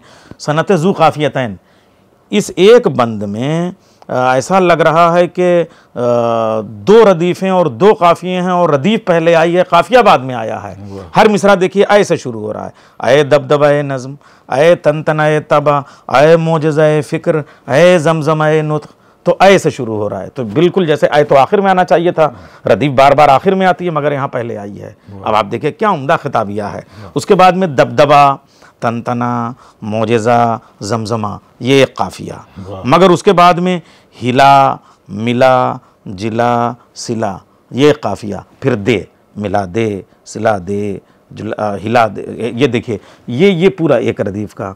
तो 2-2 रदीफ़ें और 2-2 काफ़िये, और उसके बाद में मज़मून आफरीनी, ख़याल आफरीनी, वो अपनी जगह पे। अब देखिए वो कहते हैं, शमशेर रहमान फ़ारूक़ी ने एतराज़ किया यहाँ पे कि जो है वो साहब अजीब है मिर्ज़ा दबीर भी, असल में वो सनतों पे उनकी तवज्जो गई नहीं। हमारे बड़े नक़ाद थे, लेकिन जो बात है और तनक़ीद में इख्तलाफ़ राय की इजाज़त दी जाती है और किसी का कौल हर्फ़ आखिर नहीं होता है, मगर अगर मेरी बात काबिल तस्लीम हो तस्लीम करे कोई, वरना वो मेरी राय से इख्तलाफ़ कर सकता है। मगर अबू ज़र भाई, हम भी सबकी राय का एहतराम करना भी जानते हैं और अपनी राय रखने का सलीक़ा भी जानते हैं। इसलिए हम अपनी राय आपके कैमरे के हवाले से, जहाँ तक हमारी आवाज़ का फैलाव है, हम ये बात ज़रूर रखेंगे कि दबदबे नज़्म 2 आलम को हिला दे। तो वो कहते हैं कि दबदबे से आदमी साकित हो जाता है, दम बखुद हो जाता है, हैरत में पड़ जाता है और वो हिलता नहीं है। लेकिन ये हो सकता है वहाँ उनके यहाँ हो, हमारे यहाँ लखनऊ में तो चूल्हें भी हिल जाती हैं और पिंडलियाँ भी हिल जाती हैं और पूरा वजूद लरस जाता है और ज़मीन भी हिल जाती है और आसमान भी हिल जाता है। और तो हिलना भी अगर ऐसा हो जाए, जूड़ी भी आने लगती है, तो झुरझुरी भी आने लगती है, ये हमारे लखनऊ के मुहावरे हैं, तो ये सब भी होता है। तो वो वहाँ पे लखनऊ के दबिस्तान में यह लफ्ज़ियात जो हैं वो आती हैं और वही उन्होंने सर्फ की हैं। फिर दबदबे से अगला लफ्ज़ तनतना, तनतना माने आवाज़, गूंज, यानी कि ऐ तनतना तबा, जुज़ो कुल को मिला दे, जुज़ और कुल को एक कर दे, मिला दे। अनीस जो है वो दबीर यही काम करते हैं, जुज़ो कुल को मिला दे, यानी आफाकी गुफ्तगू करने लगते हैं। ऐ मोजज़ा फ़िक्र फसाहत को जिला दे, ऐ फ़िक्र के मोजज़े फसाहत को जिला दे। अब 2 बातें, एक तो अगर मरी हुई हो तो ज़िंदा कर दे, और दूसरे ज़िंदा हो तो उस पर यानी सैकल कर दे, उसको और रोशन कर दे, उसको आईना कर दे। ये लखनऊ की ज़बान है। देखिए, ऐ ज़मज़म ए नुत्क़ बलागत को सिला दे, ऐ नुत्क़ के ज़मज़मे बलागत को सिला दे। जो बलागत है उसका फल जो है वो मिलना चाहिए, वो ज़मज़मा यानी ज़मज़म की तरह, जो ज़मज़म जो इस्माइल के ठोकर मारने से, एड़ियाँ रगड़ने से निकला था, वो जो ज़मज़मा, और वो जो ज़मज़मे कह लीजिए कि जिब्रीलिया और जो नग़मे और ज़मज़मे तौहीदी है, वो उसके हवाले से भी ये मिसरा आगे बढ़ रहा है। और फिर कहते हैं ऐ बाए बयां, मानिए तस्खीर को बाए बयां और सीने सुखन। अब देखिए उनकी निगाह तो वहाँ तक नहीं थी, मगर हम लोग तो कुरान पढ़ते हैं भाई, पूरा कुरान बे से शुरू होकर सीन पे मुकम्मल होता है। बिस्मिल्लाहिर्रहमानिर्रहीम की बे से कुरान शुरू होता है और सूरह वन्नास की सीन तक।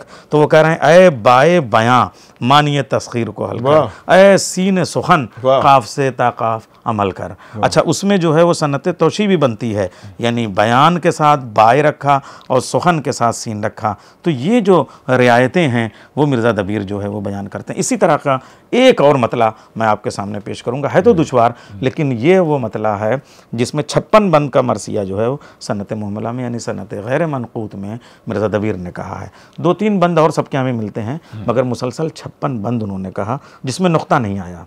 अच्छा, अबू ज़र कंतूरी, बे में नुक्ता आया, जाल में नुक्ता आया, किंतूर में जो है वो नून में नुक्ता आया, ते में 2 नुक्ते आए, ये में 2 नुक्ते आए। अब्बास रज़ा नैयर, अब्बास में नुक्ता, रज़ा में नुक्ता, नैयर में नून में नुक्ता, ये में 2 नुक्ते। बग़ैर नुक्ते के आप एक नाम नहीं ले सकते। 56 बंद उन्होंने कह दिए। अच्छा, आप देखिए, और उसके बाद में शान देखिए, ऐसा लग रहा है कि लिसानी तौर पे ज़बान को वुसअत दे रहे हैं, उसमें रिदम पैदा कर रहे हैं, उसमें मौसीकी पैदा कर रहे हैं। मरसिया एक मजहबी सिन्फ होते हुए भी संस्कृत में भी जितने रस पाए जाते हैं वो सारे रस जो है वो हमारे मरसिये में मौजूद हैं। और संस्कृत में सारे रस अलग अलग हैं, यहाँ एक ही जगह पे आपको मिल जाते हैं। ये इन दोनों बुज़ुर्गों ने कमाल किया। वो कहते हैं मेरे आलम में सरवरे अकरम हुआ ताले, मेहरे आलमे सरवरे अकरम हुआ ताले, हर माह मुरादे दिले आलम हुआ ताले, हर गाम अलमदार का हमदम हुआ ताले, और हासिदे कम हौसला का कम हुआ ताले, अक्से अलमो आलमे मामूर का आलम, गए माह का गए मेहर का गए तूर का आलम। आप देखिए एक नुक्ता नहीं है और आपको कहीं मजमून को समझने में कोई दुश्वारी नहीं होगी। अच्छा यही नहीं बल्कि इसमें मीर अनीस ने, अब चूंकि बग़ैर नुक्ते का कहना है तो लफ्ज़ बनाए हैं, तराशे हैं। चुनांचे मैंने जब मिर्ज़ा दबीर के और मरसिए जो तकरीबन 250 मरसिए तो कम से कम आसानी से मिल जाते हैं, वो सब पढ़े तो उसमें 550 राहुल तुम भी गौर करो, ये कितनी बड़ी बात है कि 550 अल्फाज वो हैं जो और किसी मरसिए में आ ही नहीं। तो कितने लफ्ज़ इसके पास थे इन ऐसे शायर के पास कि हैरत होती है, और जो यहाँ इस्तेमाल कर दिया फिर दूसरी जगह नहीं इस्तेमाल किया। अच्छा और ख़ूबियाँ मैं आपको इसकी बताऊँ कि इसमें जो है जो ज़बानदानी की आप देखें और शायरी की जो ब्यूटी हमारे यहाँ बनी है, वो उर्दू में जो सौती दाखिली आहंग और ग़नायत मिसरों में, ये जो आपको लगता है कि ये जो धुनसाज हैं वो बेहतरीन कंपोजिंग में कलाम पढ़ रहे हैं, ये खाली उनका कमाल नहीं होता। कोई अनाड़ी शायर दे दिए तो धुन नहीं बना पाएंगे। सही। जो खल्लाकाना शायरी करने वाला शायर होता है वो लफ्ज़ ऐसे रखता है कि उसमें किस जगह पे धुन उठनी है तो वो खुला हुआ लफ्ज़ रखेगा, उसमें अलिफ आएगा, आ की आवाज़ आएगी, और कहाँ जो है धुन गिरनी है वहाँ हम मुंह बंद होने वाली आवाज़ आएगी। अगर ये कमांड नहीं है तो आप अनीस और दबीर के हरफों की जूतियाँ सीधी कीजिए ताकि थोड़ा बहुत शायरी आ जाए। अब मैं आपसे अर्ज़ करूं कि सिर्फ इस एक बंद में जो मैंने आपके सामने मतले का बंद पढ़ा है, इसमें 17 मरतबा सिर्फ मीम की तकरार हुई है। उस मीम से जो रिदम बना है उसको कंपोजिंग करने वाला आसानी से पकड़ सकता है। तो ऐसे ही दबीर के यहाँ जहाँ हद है हिंदी में, जहाँ अड़ा अड़ा अड़ा अड़ा की आवाज़ आती है जब जंग करते हैं, और जब टा टा टा टा की आवाज़ आती है तो ऐसा लगता है तलवारें चल रही हैं, जहाँ तीर चल रहे हैं वहाँ सन जन जन ऐसी आवाज़ें पैदा करते हैं। तो मिजाज के मुताबिक रिदम पैदा करना, आवाज़ पैदा करना, एहसास पैदा करना, जो कान को सुरीली महसूस हो, जो सावन भादों की फ़िज़ा में जो आवाज़ें आती हैं, वो जो चिड़ियों के चहकने की आवाज़ें, उन आवाज़ को। और इसीलिए मीर खलीक जो आप वाक़या पूछ रहे थे, मीर खलीक जो है वो मीर अनीस से कहते थे कि अगर अपने बेटे को शायर बनाना है तो इसको चिड़ियों की आवाज़ सिखाओ, परिंदों की आवाज़ सिखाओ, और ये उर्दू के पास ब्यूटी मौजूद है। तो ये मिर्ज़ा दबीर का कमाल है। तो अबूज़र भाई ये जो मिर्ज़ा दबीर हैं असल में तख़य्युल के शायर हैं, तफ़क्कुर के शायर हैं, गौर व फ़िक्र के शायर हैं, दिमाग के शायर हैं, अदब आलिया के शायर हैं। तो इसीलिए कभी आप गौर कीजिए कि ये जो अतारुद एक सैयारा है आसमान पे, जैसे आपके यहाँ ज़ोहल है, जैसे आपके यहाँ मंगल जिसको आप कहते हैं मार्स है या मरीख है, तो इसी तरीके से एक है अतारुद। तो अतारुद जो है उसमें नुक्ता नहीं आता लिखने में। तो जब वो अभी मैंने जिस मरसिए का जिक्र किया है सनत गैर मनकूता में, वो अपना तखल्लुस जब रखते हैं दबीर तो उसमें 3-3 नुक्ते रखे हैं, तो वो अतारुद वहाँ रखते थे। और अतारुद चूँकि दबीरुल फलक कहलाता है, यानी पूरे आसमान का निज़ाम वही चलाता है अतारुद। तो मिर्ज़ा दबीर के यहाँ भी अगर मरसिए में आसमान नहीं आया तो आप ये समझ लीजिए हर बंद के बाद, हर चंद थोड़ी देर के बाद में अगर, या जो सामने का लग रहा है उसके पीछे अगर ज़मीन के पीछे आसमान नहीं है तो मिर्ज़ा दबीर का कलाम नहीं है। इतना आसमानी शायर है मिर्ज़ा दबीर। अब चुनांचे एक मतलब मैं पेश करता हूँ।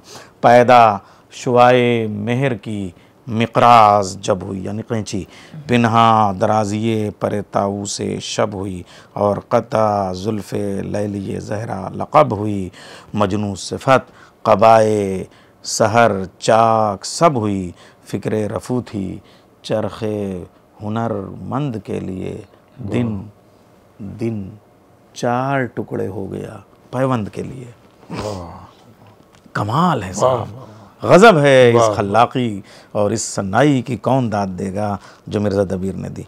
देखिए आप, पैदा शुआए मेहर की मिक़राज़, जब सुबह को सूरज की किरणें निकलती हैं ना तो यूँ निकलती हैं जैसे कैंची चलती है, एक उधर से क्रॉस करके, तो पैदा शुआए मेहर की मिक़राज़ जब हुई, जब सूरज की कैचियाँ जो हैं वो चलने लगीं और उससे जो तपिश पैदा होती है वो वाली जो कैफियत है, पिन्हा दराजिए परे ताऊसे शब हुई। अब ये जो परे ताऊस जो उन्होंने कहा है, ताऊस के जो रंगों का खुतबा ताऊसिया मौला कायनात का कभी और गौर कीजिए, उस पर जब सूरज की चमक पड़ती है तो मौला कहते हैं ऐसा लगता है सोने और चांदी की तीलियों में सातों रंग को जमा के खुशबुओं की और रंगीनियों की समंदर में डुबो के उन्हें निकाला गया हो।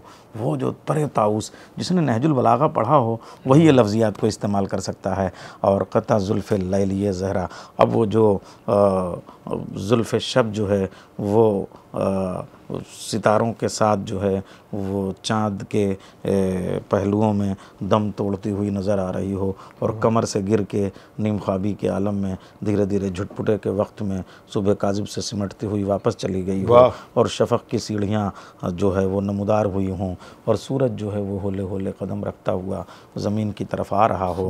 और वो जो कैफियत है और उसको जब आप आलम लाहूत और आलम नासूत और आलम जबरूत और आलम मलकूत से जो रोशनी का सिलसिला मिलाएं, मिर्ज़ा दबीर उस फलकियात के आदमी हैं और उन इस्तिलाहों के आदमी हैं। बल्कि मैं आपसे अर्ज़ करूं कि वो जो मिर्ज़ा दबीर के यहाँ फ़िक़्ह है, उसूल है, मंतिक़ है, फ़लसफ़ा है, सुग़रा है, कुबरा है, ये वाला जो इल्म है वो एक एक मिसरे से झलकता हुआ नज़र आता है। मजनू सिफ़त क़बाए सहर चाक सब हो, जैसे मजनू का जो है वो की क़बा चाक हो जाती थी और वैसे ही जो है वो जो है क़बाए सहर जो है वो चाक हो गया, उजाला हो गया। फ़िक्र रफ़ू थी चरख़े हुनरमंद के लिए, चरख़े हुनरमंद जो है वो जो आसमान है वो उसको रफ़ूगर बता रहे हैं और लखनऊ में रफ़ूगर से ज़्यादा माने और ये यहाँ के लोग जो है उसको समझते हैं कि किस तरीके से किस नज़ाकत से रफ़ूगर होता था। तो चरख़े हुनरमंद जो सोच रहा था कि ये जो चाक चाक हो रहा है, अब कैंची है ना तो वो सूरज जो चाक कर रहा है उसको जो है वो कैसे रफ़ू करे, इसलिए कि सूरज जो है वो चाक कर रहा है। अभी किन मानों में? कैंची से चाक कर रहा है, टुकड़े बना रहा है, मगर असल माने क्या हैं कि इसमें पहर बट रहे हैं, 16 पहर, 8 पहर, 4 पहर, ये जो पहर बट रहे हैं तो वो टुकड़े हो रहे हैं। तो अब वो उसको कैसे कह रहे हैं कि जो फिक्र थी तो क्या करे, अब उसको तो पैवन चाहिए ना रफूगर को, एक उसी से मिलाता हुआ अगर ये फटा हुआ है तो इसी तरह का कपड़ा रख के बनाएगा ना। तो उस आसमान जैसे रफूगर के लिए दिन 4 टुकड़े हो गया पैवन के लिए कि लो ये टुकड़े हो गए, इसे पैवन कर दो।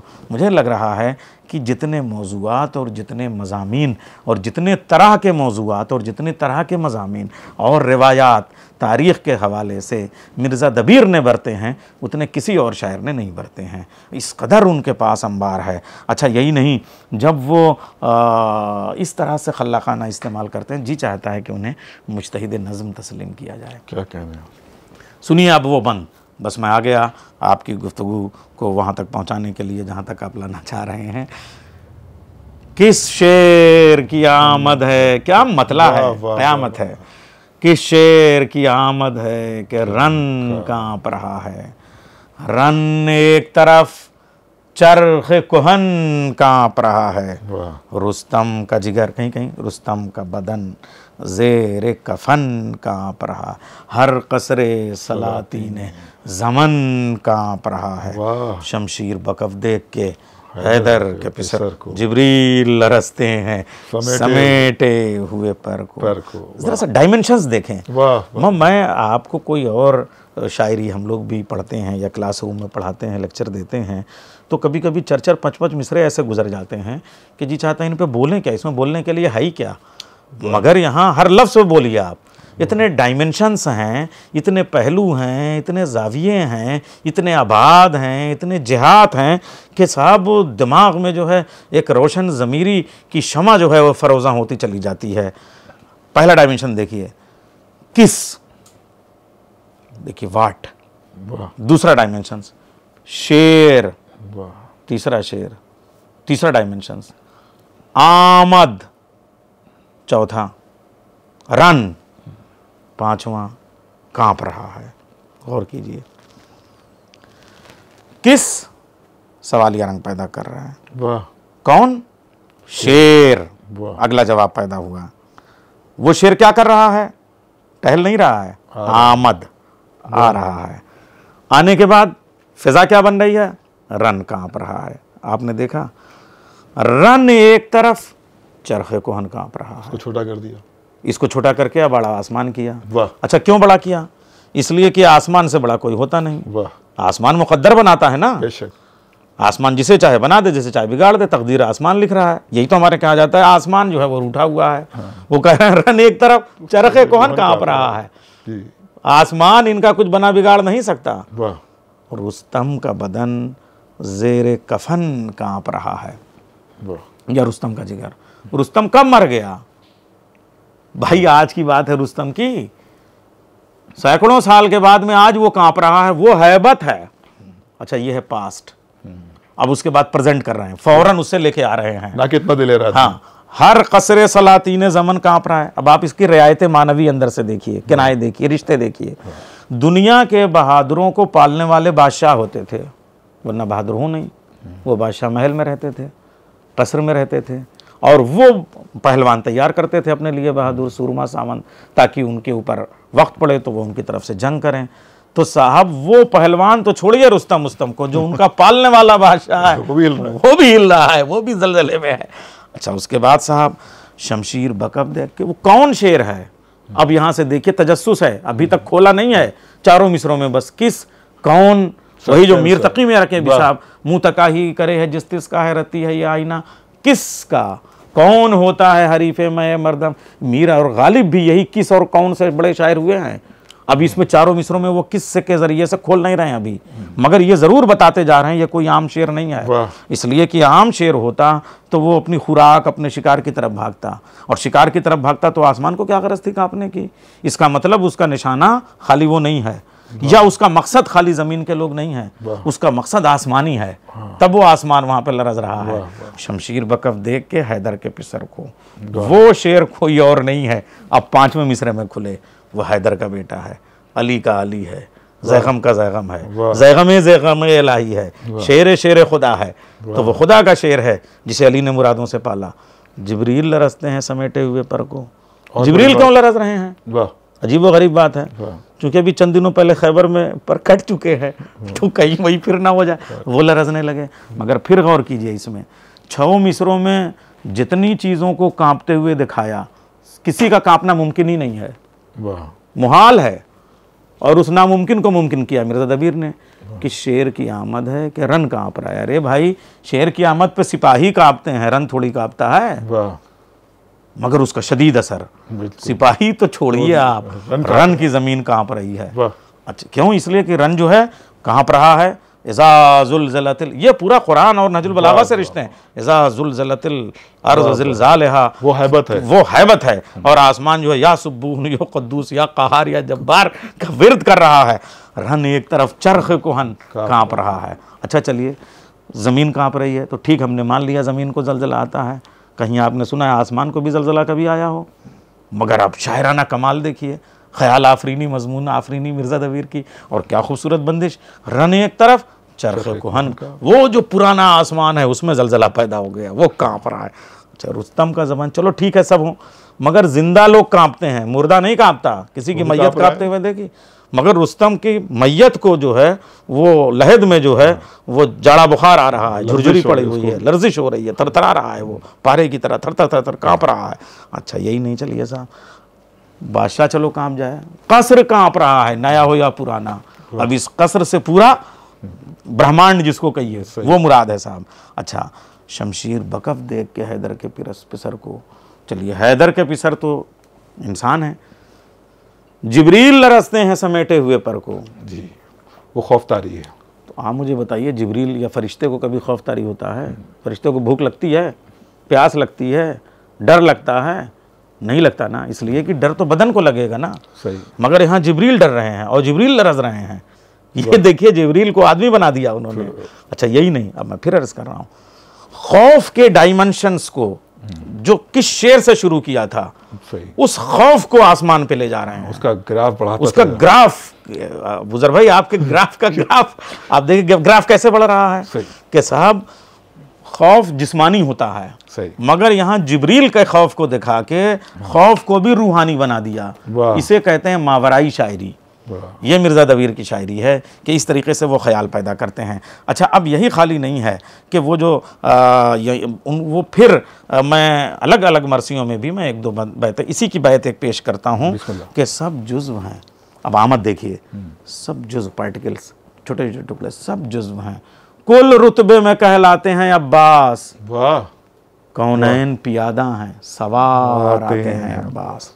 या एक और मरसिए में उनकी एक बैत अजीब व गरीब है कि साहब आसमान जो है वो हमेशा टेढ़ा रहता है, मुक़द्दर बिगाड़ता है। वो कहते हैं चलने लगा सीधा, जंग कर रहा है हज़रत अब्बास और उस जंग की हैबत आसमान पे, चलने लगा सीधा फलक उस वक्त संभल के, चलने लगा सीधा फलक उस वक्त संभल के, 100 मरतबा सूरज पे गिरा चांद उछल के। अब वो बात जो अनीस के यहाँ साइंटिफिक थी, ये जानते हैं कि चांद जो है वो सूरज के मुकाबले में कितनी छोटी चीज़ है। 100 मरतबा सूरज पे गिरा चांद उछल के। हज़रत अब्बास की ये है बात। चूंकि मैंने कहा कि वो आसमान की बातें ज़रूर करते हैं, तो ज़मीन पे जंग हो रही है और आसमान पे हैबत का ये आलम है। बस एक बंदा और उसकी वजाहत नहीं करूँगा, इसलिए कि तारीख़ इस्लाम के तालिब इल्म सब जानते हैं, हज़रत हमज़ा, हज़रत असद और हज़रत अब्बास और हैदर और जाफ़र, जिसके माने हैं सब शेर हैं, 70 माने हैं, और वो सब जो है वो बनु हाशिम के घराने में या इनकी सवारियों के नाम जो हैं वो उसी तरीके से रखे गए हैं। वो कहते हैं खुद शेर है, जद शेर, चचा शेर, पिदर शेर, नारे हैं जुदा शेर के, दिल शेर, जिगर शेर, आँखें हैं अगर शेर का, पंजा तो नज़र शेर, क्यों कर न हो इस तरह के शेरों के पिसर शेर। यूं गैज़ में शेरों को भी तकते नहीं देखा, पलकों को बहादुर की झपकते नहीं देखा। तो ये मिर्ज़ा दबीर की कैफियत है और इनके चेहरों की ये कैफियत है। और इंशाअल्लाह हम जब अलग अलग मरसियों पे और अलग अलग अज्जा पे बात करेंगे तो दोनों की इनफरादी शायरी और इनफरादी जो शनाख्त है और इनफरादी शान है उस पर गुफ्तगू करेंगे इंशाअल्लाह। तो ज़िंदगी में हर इंसान के शायरी के अलावा भी ज़िंदगी एक अलग चीज़ भी होती है, उसमें कुछ ज़िंदगी के वाक़यात होते हैं, बड़े दिलचस्प भी होते हैं, बड़े यादगार भी हो जाते हैं। तो आपके जहन में कोई ऐसा वाक़या है? हाँ बिल्कुल, और ये लखनऊ है और लखनऊ में तो वाक़े का अपना एक अंदाज़ और मिजाज होता ही है। तो पहले बात तो मैं ये अर्ज़ करूं कि इन दोनों की जो खिदमात हैं वो बड़े से बड़े, यानी आप ये कह लीजिए कि दीन की खिदमत करने वालों ने भी वो कारनामे नहीं अंजाम दिए होंगे। एक हमारे जो थे वो सेंट थॉमस आए थे जर्मनी से और अपनी पूरी एक रिसर्चर्स की एक टीम लेके आए थे लखनऊ में। अच्छा। लखनऊ की तहज़ीब पे, लखनऊ की ज़बान पे, लखनऊ के आर्किटेक्ट पे काम करने के लिए। तो उनको किसी ने कहा कि ये मुहर्रम का ज़माना है और यही मौका है लखनऊ की तहज़ीब को समझने के लिए, इसलिए कि जो अज़ाई तहज़ीब है वही शहर अज़ा की तहज़ीब है। तो उन्होंने कहा किसी मजलिस में ले चलो। तो खुदा सुगन मीर अनीस मजलिस पढ़ा रहे थे। तो पहले तो वो फ़ज़ाइल पे वो हैरत में पड़े कि एक शख्स है वो 10,000 के मजमे को जैसे उसकी ज़बान में जैसे कोई बुढ़िया जो है वो बच्चों को घुमा रही हो और एक कहानी पढ़ रही हो और वो उससे कोई बाहर नहीं जा रहा हो हिसार से। बिल्कुल यही कैफियत मीर अनीस की थी। क्या अंदाज़ था कसम खुदा की। मीर अनीस दोनों पन्नों को जोड़ के बड़े आदाब के साथ में नरम से वो अंगरखा और उसके बाद में पंज गोशिया टोपी और बैठ जाते थे। उसके बाद में एक उनका शागिर्द जो है वो बस्ता ला के उनके खिदमत में पेश करता था और उसके बाद में वो इधर उधर देखने के बाद अगर जगह है तो वो मरसिया शुरू कर देते थे, वरना कहते थे साहिबो जागा इस जानिब है, आपको ज़हमत होगी तशरीफ़ ले आएँ। तो अगर कोई जगह पे चौंक जाता था तो वो कहते थे अहले लखनऊ को शायद ये लफ्ज़ जो है नागवार गुज़रा हो या बार ख़ातिर गुज़रा हो, मगर ये मीर अनीस के घर की ज़बान है, तो जागा वो इस्तेमाल करते थे। तो ये कैफियत होती थी उनकी। तो इतनी नरमी के साथ में वो मरसिया पढ़ते थे। अच्छा, वो बताते भी थे ऐसा कि बताना लगता नहीं था। हम वो हैं गम करेंगे मलक जिन के वास्ते। लोग सोचते थे जिन के वास्ते, किन और जिन के माने में, मगर वो बाद में पता चलता था मलक के साथ जिन्नात हैं ये। अच्छा। तो ये बड़ी कैफियत देखा जो गौर से तो मदीना करीब था, तो लोग सोचते थे कि गौर से देख रहे हैं। अरे वो मदीने से निकलने के बाद जो पहली मंजिल इमाम हुसैन ने ली थी उस जगह का नाम गौर था। तो देखा जो गौर से तो मदीना करीब था। ये कैफियत मीर अनीस के यहाँ होती थी। तो ये फ़ज़ाइल की तो थी। फिर मसाइब में जो पिट्टस पड़ी है तो वो जो थॉमस था यानी सेंट थॉमस जर्मनी का आदमी, वो यहाँ के अज़ादारों से और शरीक मजलिस मोमिनीन से पूछने लगा कि ये अभी क्या परसों या कल की शहादत है जो आपके इतनी बड़ी ट्रेजेडी हुई है? तो वो कहते थे नहीं, ये तो 1400 साल पहले का वाक़या है। तो कहा कि ये इनके रिश्ते में कौन होते थे? तो कहा वो तो इराक़ का वाक़या है और करबला का वाक़या है। उसने वहीं पे जो है वो आप ये सोचिए कि सर वो ऐसे यानी पसीना पसीना हो गया कि 1500 साल पहला पुराना वाक़या और करबला का वाक़या, और लोग ऐसे रो रहे हैं जैसे अभी जनाजा हुआ हो और अभी शहादत हुई हो। उसने फ़ौरन कहा कि मुझे ये वाला कलमा पढ़ा दो और ये वाले दीन में दाखिल कर लो। तो ये मीर अनीस की कोई मामूली खिदमत है। और अगर आपको याद होगा तो मैंने तो देखा इसी लखनऊ में और मुलाकात की है, डेविड मैथ्यूज़, अरे क्या गोरा चिट्टा आदमी, और अनीस की तरह अंगरखा पहन के जब वो निकलता था तो ऐसा लगता था कि वाकई कोई रॉयल फैमिली का लखनऊ का शख्स हो। और वो वही अंगरखा और वही पैजामा और वही जो पंप वाला जूता वो पहनते थे और वो लखनवी अंदाज में, और पान के बिल्कुल वैसे ही आदी हो गए थे। तो वो दो काम करते थे, एक तो मीर अनीस के मरसिए याद किए हुए थे। अच्छा। अभी जल्दी उनका इंतकाल हुआ, मैंने लंदन में भी उनको सुना है और मिला हूँ वहाँ जाके भी और यहाँ भी। तो जब वो मरसिया पढ़ते थे, जो आप वाक़यात आप पूछ रहे हैं, तो ऐसा लग रहा था जैसे अनीस का कोई शागिर्द पढ़ रहा हो, बिल्कुल उसी अंदाज में कॉपी। और उसके बाद में मैंने उनको अंग्रेज़ों में मरसिया पढ़ते देखा। बिल्कुल जब क़ता की मसाफ़त शब आफ्ताब ने इसका पूरा अंग्रेज़ी में जो है वो नज़्म में उन्होंने तर्जुमा किया, और वो अंग्रेज़ी तो उनकी मादरी ज़बान थी ही। तो ये इन लोगों के बड़े वाक़यात हैं। अच्छा, अब जिस आप कह रहे हैं लखनऊ में कोई ख़ास वाक़या, तो एक वाक़या ऐसा जिसमें सभी लोग दिलचस्पी लेंगे और आपको भी बार बार तजस्सुस होता है, मुझसे भी शागिर्द सबसे पहले यही पूछते हैं। मैं अपने 25 साल दरसी ज़िंदगी का तजर्बा बताऊं कि सर कोई ऐसी मजलिस भी बताइए जिसमें अनीस और दबीर दोनों ने एक साथ मरसिया पढ़ा। तो ऐसी मजलिसें हैं, मगर एक मजलिस जो सबसे पहली और सबसे अहम है वो मलके किश्वर यानी साहिब आलम जो है वो वाजिद अली शाह अख्तर की जो वालिदा हैं, उन्होंने वाजिद अली शाह से, जो यहाँ के आखिरी बादशाह हैं और जो कलकत्ते जो है वो गए, और जिन्होंने कहा कि दरो दीवार पे हसरत से नज़र करते हैं, खुश रहो अहले वतन हम तो सफ़र करते हैं। तो उनसे उनकी वालदा ने कहा कि साहबजादे, मैं चाहती हूँ कि एक फ़र्श अज़ा बिछे और मजलिस का अहतमाम किया जाए और उसमें दोनों अकाबरीन मरसिया हज़रत मीर अनीस और हज़रत दबीर दोनों को दावत दी जाए और यके बाद दीगरे दोनों मजलिस अज़ा को ख़िताब फरमाएँ।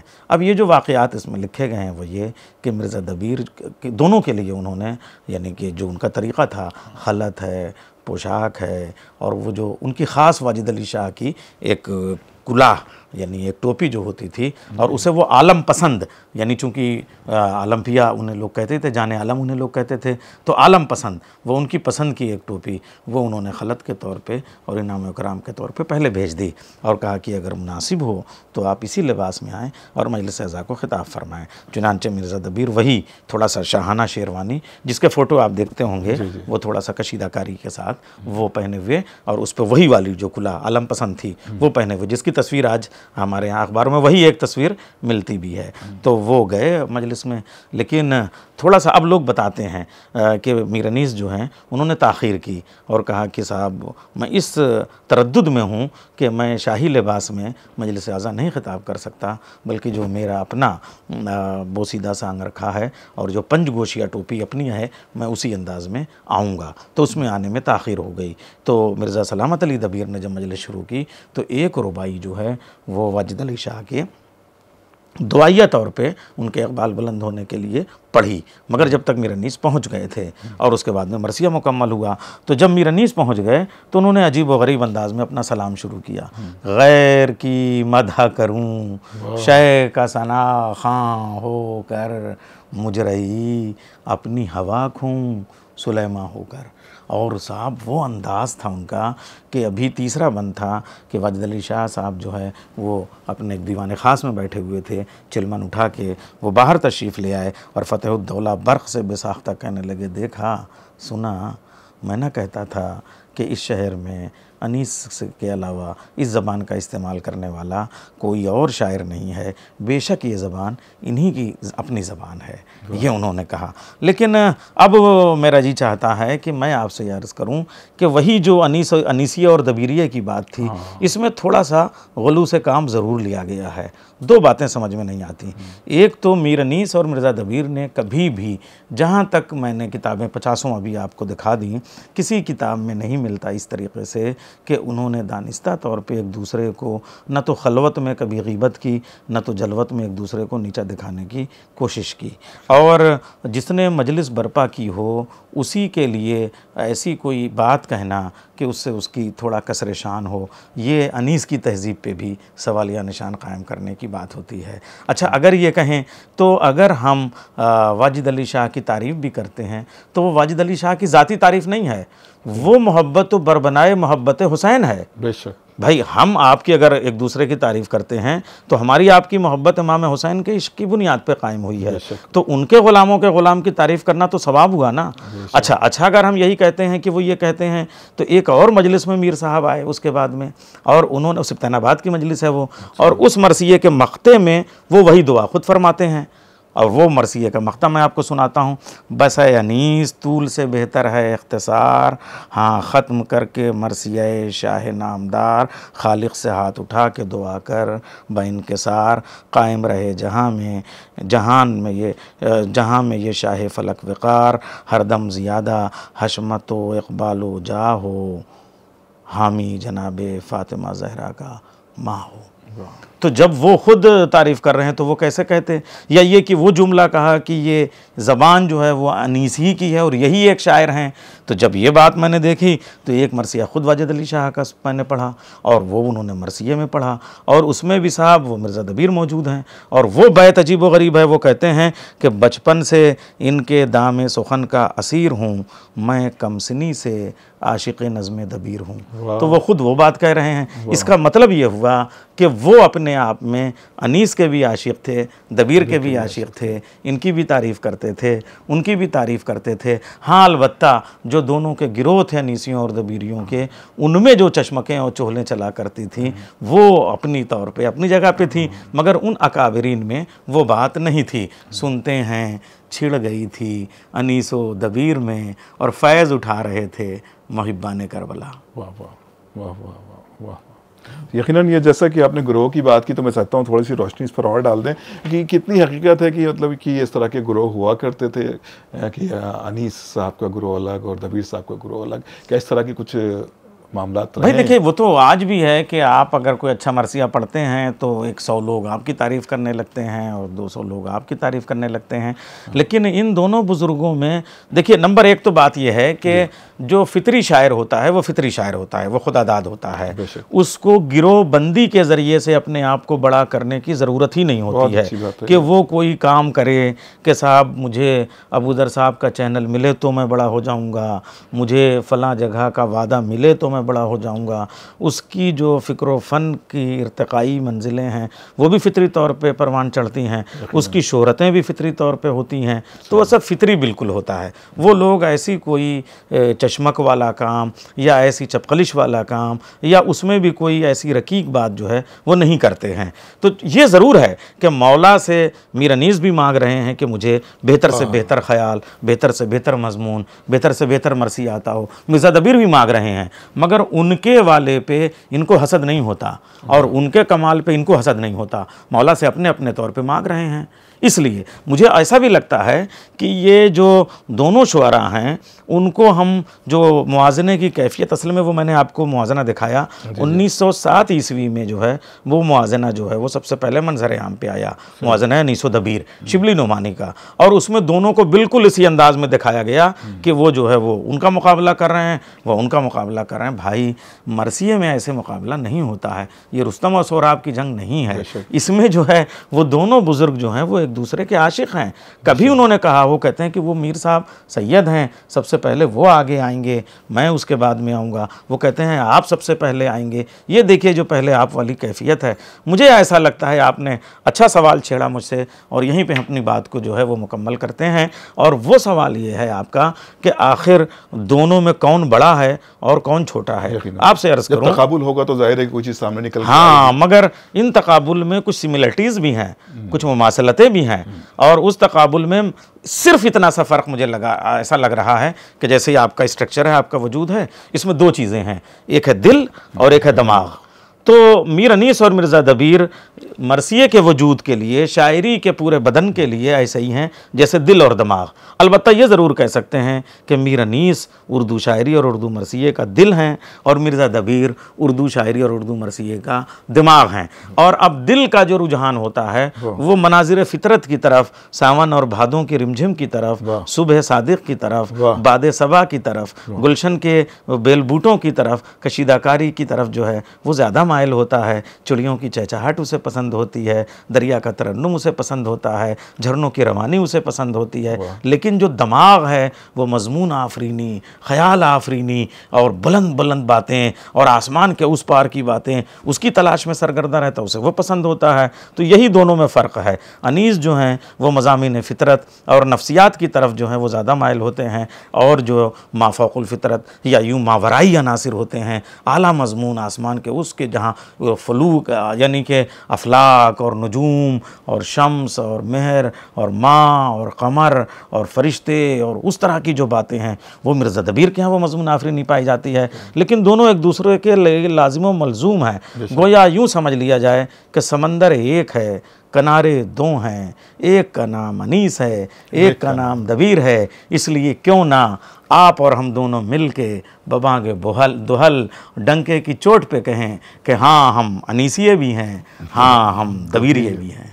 तो हाज़रीन, ये थी मुख्तसर लेकिन मुदल्लल गुफ्तगू डॉक्टर अब्बास रज़ा नैयर जलालपुरी साहब के हमरा। यकीनन बहुत सी चीज़ें ऐसी थीं जो मुझे भी नहीं पता थी, और कुछ ऐसी चीज़ें हैं जो हमारे जो सामीन, जो व्यूवर्स हैं, उनको भी इस सिलसिले में ख़बर नहीं होगी, जो इस वीडियो देखने के बाद जो कुछ चीज़ों का इंकशाफ ज़रूर हुआ होगा। यकीनन हमारा ये सिलसिला, ये एपिसोड जारी और सारी रहेगा। यकीनन ये दास्तान का सिलसिला डॉक्टर अब्बास रज़ा नैयर जलालपुरी साहब के हमरा जारी रहेगा। इंशाल्लाह जल्दी हम आपके साथ फिर मिलेंगे किसी नए सब्जेक्ट के साथ। जब तक के लिए इजाज़त, खुदा हाफिज़, वस्सलाम।